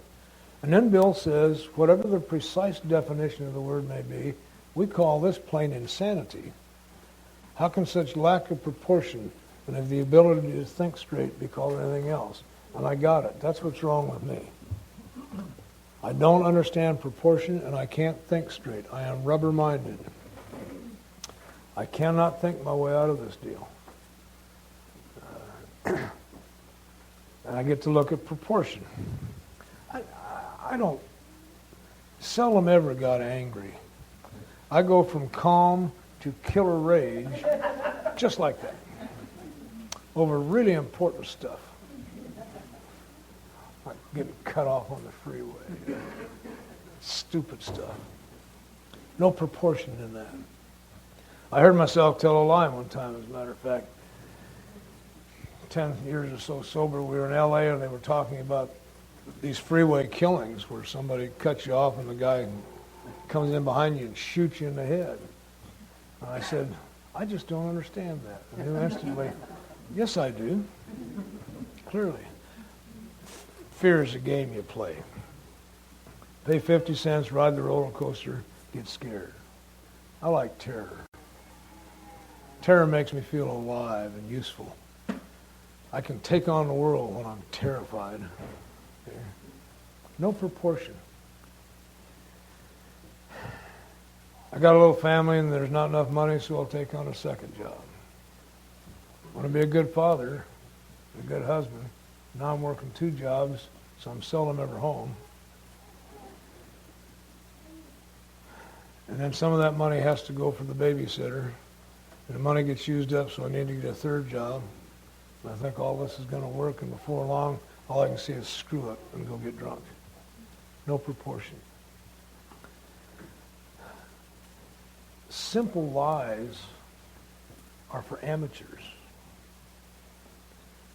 Okay. You make good lies? Really important lies. Yeah. Yeah, the ones I do are really good. But they have to be. I've got to engage you in them long enough to get you the hell out of my life while I figure out what's going on up here. I remember my dad one time, God bless him. Somebody had told him I was now shooting speed, and it just broke his heart. And he challenged me in the kitchen one day. He said, I understand you're injecting that stuff now. And I had tracks here, so I took my coat and pulled it up here and looked him in the eye and said, how dare you? Look, I'm clean. And threw it back in. That's a lie. That's dishonest. Okay. Make him feel bad so that I don't have to get to it. And we do stuff like that.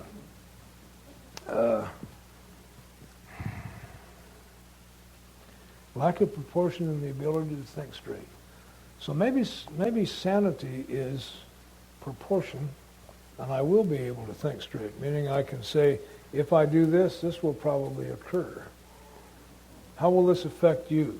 And later on our principles talk about that. I'm to ask that question, is this selfish or not? What kind of effect is this action going to have on you? If I say yes to something, how will it affect Jackie? She's part of my life. Every decision I make affects her. She needs to be consulted. And we'll talk more about that later. Bruce also said we will assume you went insane about 2 seconds after birth, so we don't have to psychologically track all of it. Just forget what you think you know about anything, and we'll start from scratch. And somehow I was able to do that. What time you guys want to have lunch? I smell smoker psychosis. Now, I'm beginning to get a direction. Is this what you were looking for? Because I'm beginning to get a direction from you that we're going to go through these steps here. We will sometime today, if you wish, take a third step together once we're prepared for it.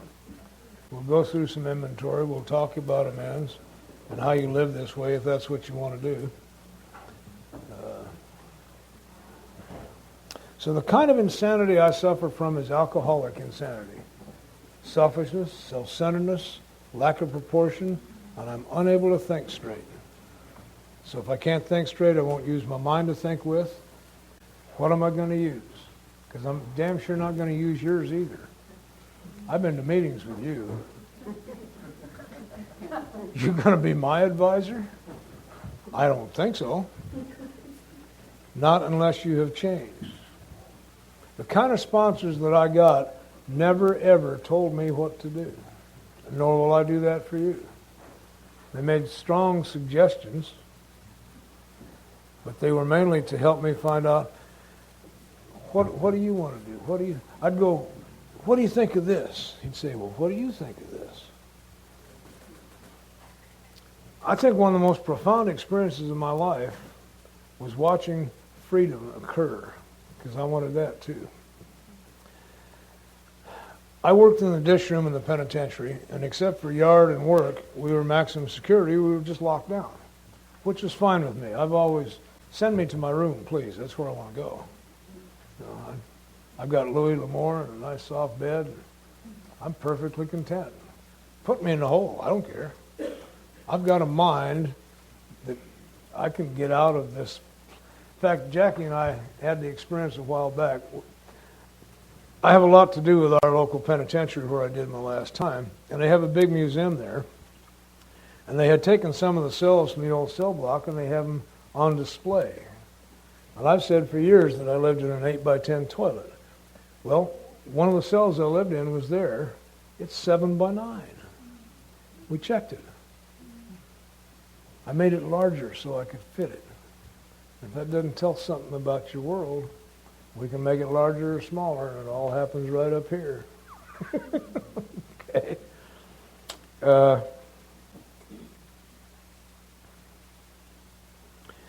So I'd be locked down for the night, and Bruce would come by and visit with me. And I'm slow. It took a few times for me to realize he's getting out of his cell when he wants to. I want what he has. He was free. He was absolutely free. He told me on one of those visits, he gave me this.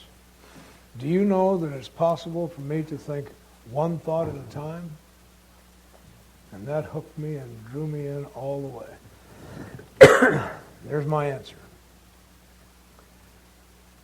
I was having trouble with serenity, so he made me look it up. I've been to the first day before the first day of creation on acid, where it's really quiet because there's nothing happening. That's serene.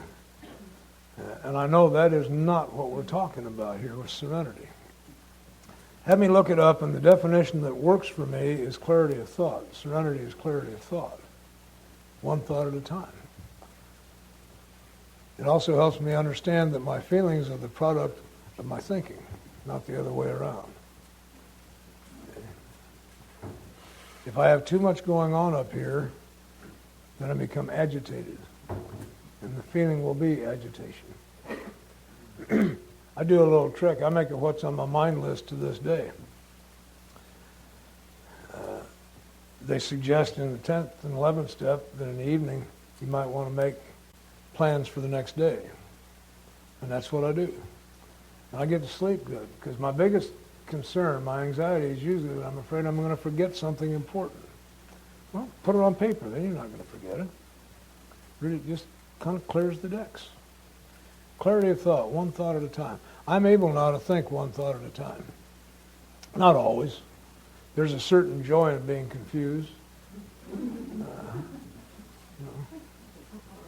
I'm also able, now and then, I must tell you, to not think at all. And it is my fervent hope that when my time comes, that I'm there, and that's where I'd like to leave this planet from utter silence. Can you imagine that? Being quiet? Good Lord.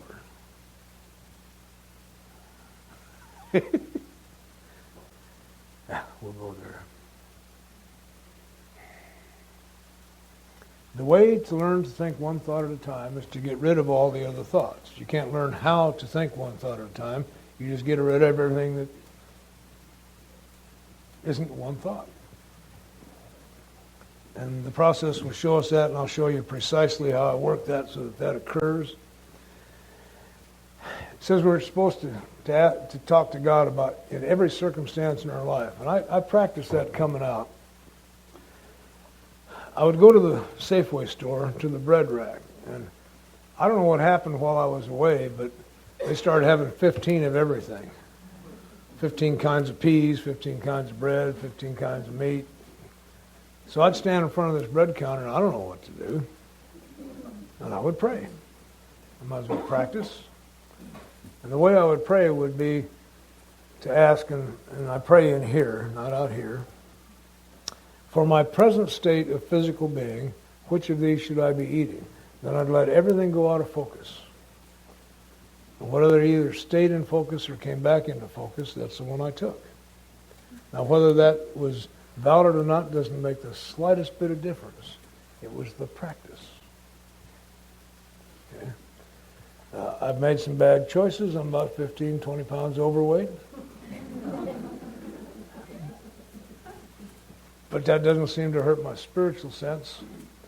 It kind of says, go for it, kid. What the hell? You're on borrowed time anyway. When my dad was getting ready to die, he had problems with his stomach. So all the people who were trying to help him took him off of his favorite foods. And he loved chili. Oh, loved it. 86 years old, getting ready to go, and he asked the doctor, can I just have some chili? She was very wise. She says, of course, whatever you want. She and I had a talk too. What's it going to do, kill him? And he had a sense of humor. After that, we all went, this was at a time, it was a family consultation with the doctor, because things were going kind of bad for him. We all went over to Denny's.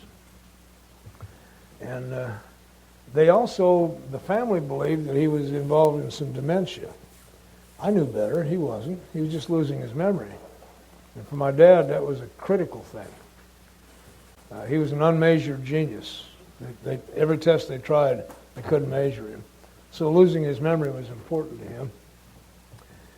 He said to me one time, this memory loss thing, Don, has some real benefits. I only have to rent one movie for the rest of my life. But we took him over to Denny's, and he's got his chili. And I'd been gone. I'd been down in North Carolina, so I hadn't seen what they saw that they called dementia. They thought it might even be Alzheimer's. So I'm watching for some signs, and he's got the chili, and he had some toast with some jelly on it. And he brings it over here, and he reaches down with a spoon, and it looks like he's going to put chili on the jelly. And I'm watching, and he looked up at me and went, Gotcha. Okay. It's the same man that gave me I'm giving you these because they work. He gave me a truth for life. All you really need to live a decent and good life is honor and wisdom. You must have enough honor to keep every promise you ever make, no matter what the personal consequences. And enough wisdom not to make too many promises like that. Which is consistent with us. We make promises we can't keep. So if that's my problem and that's causing me guilt, what I need to do is not learn how to keep promises, it's to learn how to quit making so damn many promises, which is based on what will you think of me. When I no longer care, I no longer have to bullshit you.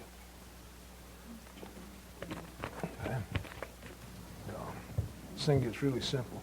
They want to do noon. How long do you want to go on? I don't want to bore you to death. I'd like you to stay all day. We can take it in pieces. And there's at least 2 smokers getting ready to hurt me.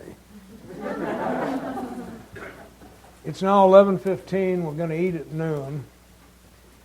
Part of what I'm postponing for is that during our next session, I've got a feeling from this group that we can move right up to and into the third step. It'll take about an hour. And if you'd like to do that, we can fool around here. We can take a break. I don't want to go any further in the process that I'm building. But I'll tell you what I like to do. If you want to sit, well, nobody's getting up, so I assume you want to sit for a little bit. What's on your mind? I'd love to have you ask me anything you want, and we'll visit about that. Nobody has anything at all on their mind. Well, good. We're all saying that, aren't we? Absolutely. I like him. Did you see what he's learned to do? He's a carver. God's gift us a dry day. Absolutely. Did you ever watch a carver? It's like Michelangelo. You take a block of wood, and he wants a face, and you just carve away everything that doesn't look like what the face looks like, and there it is.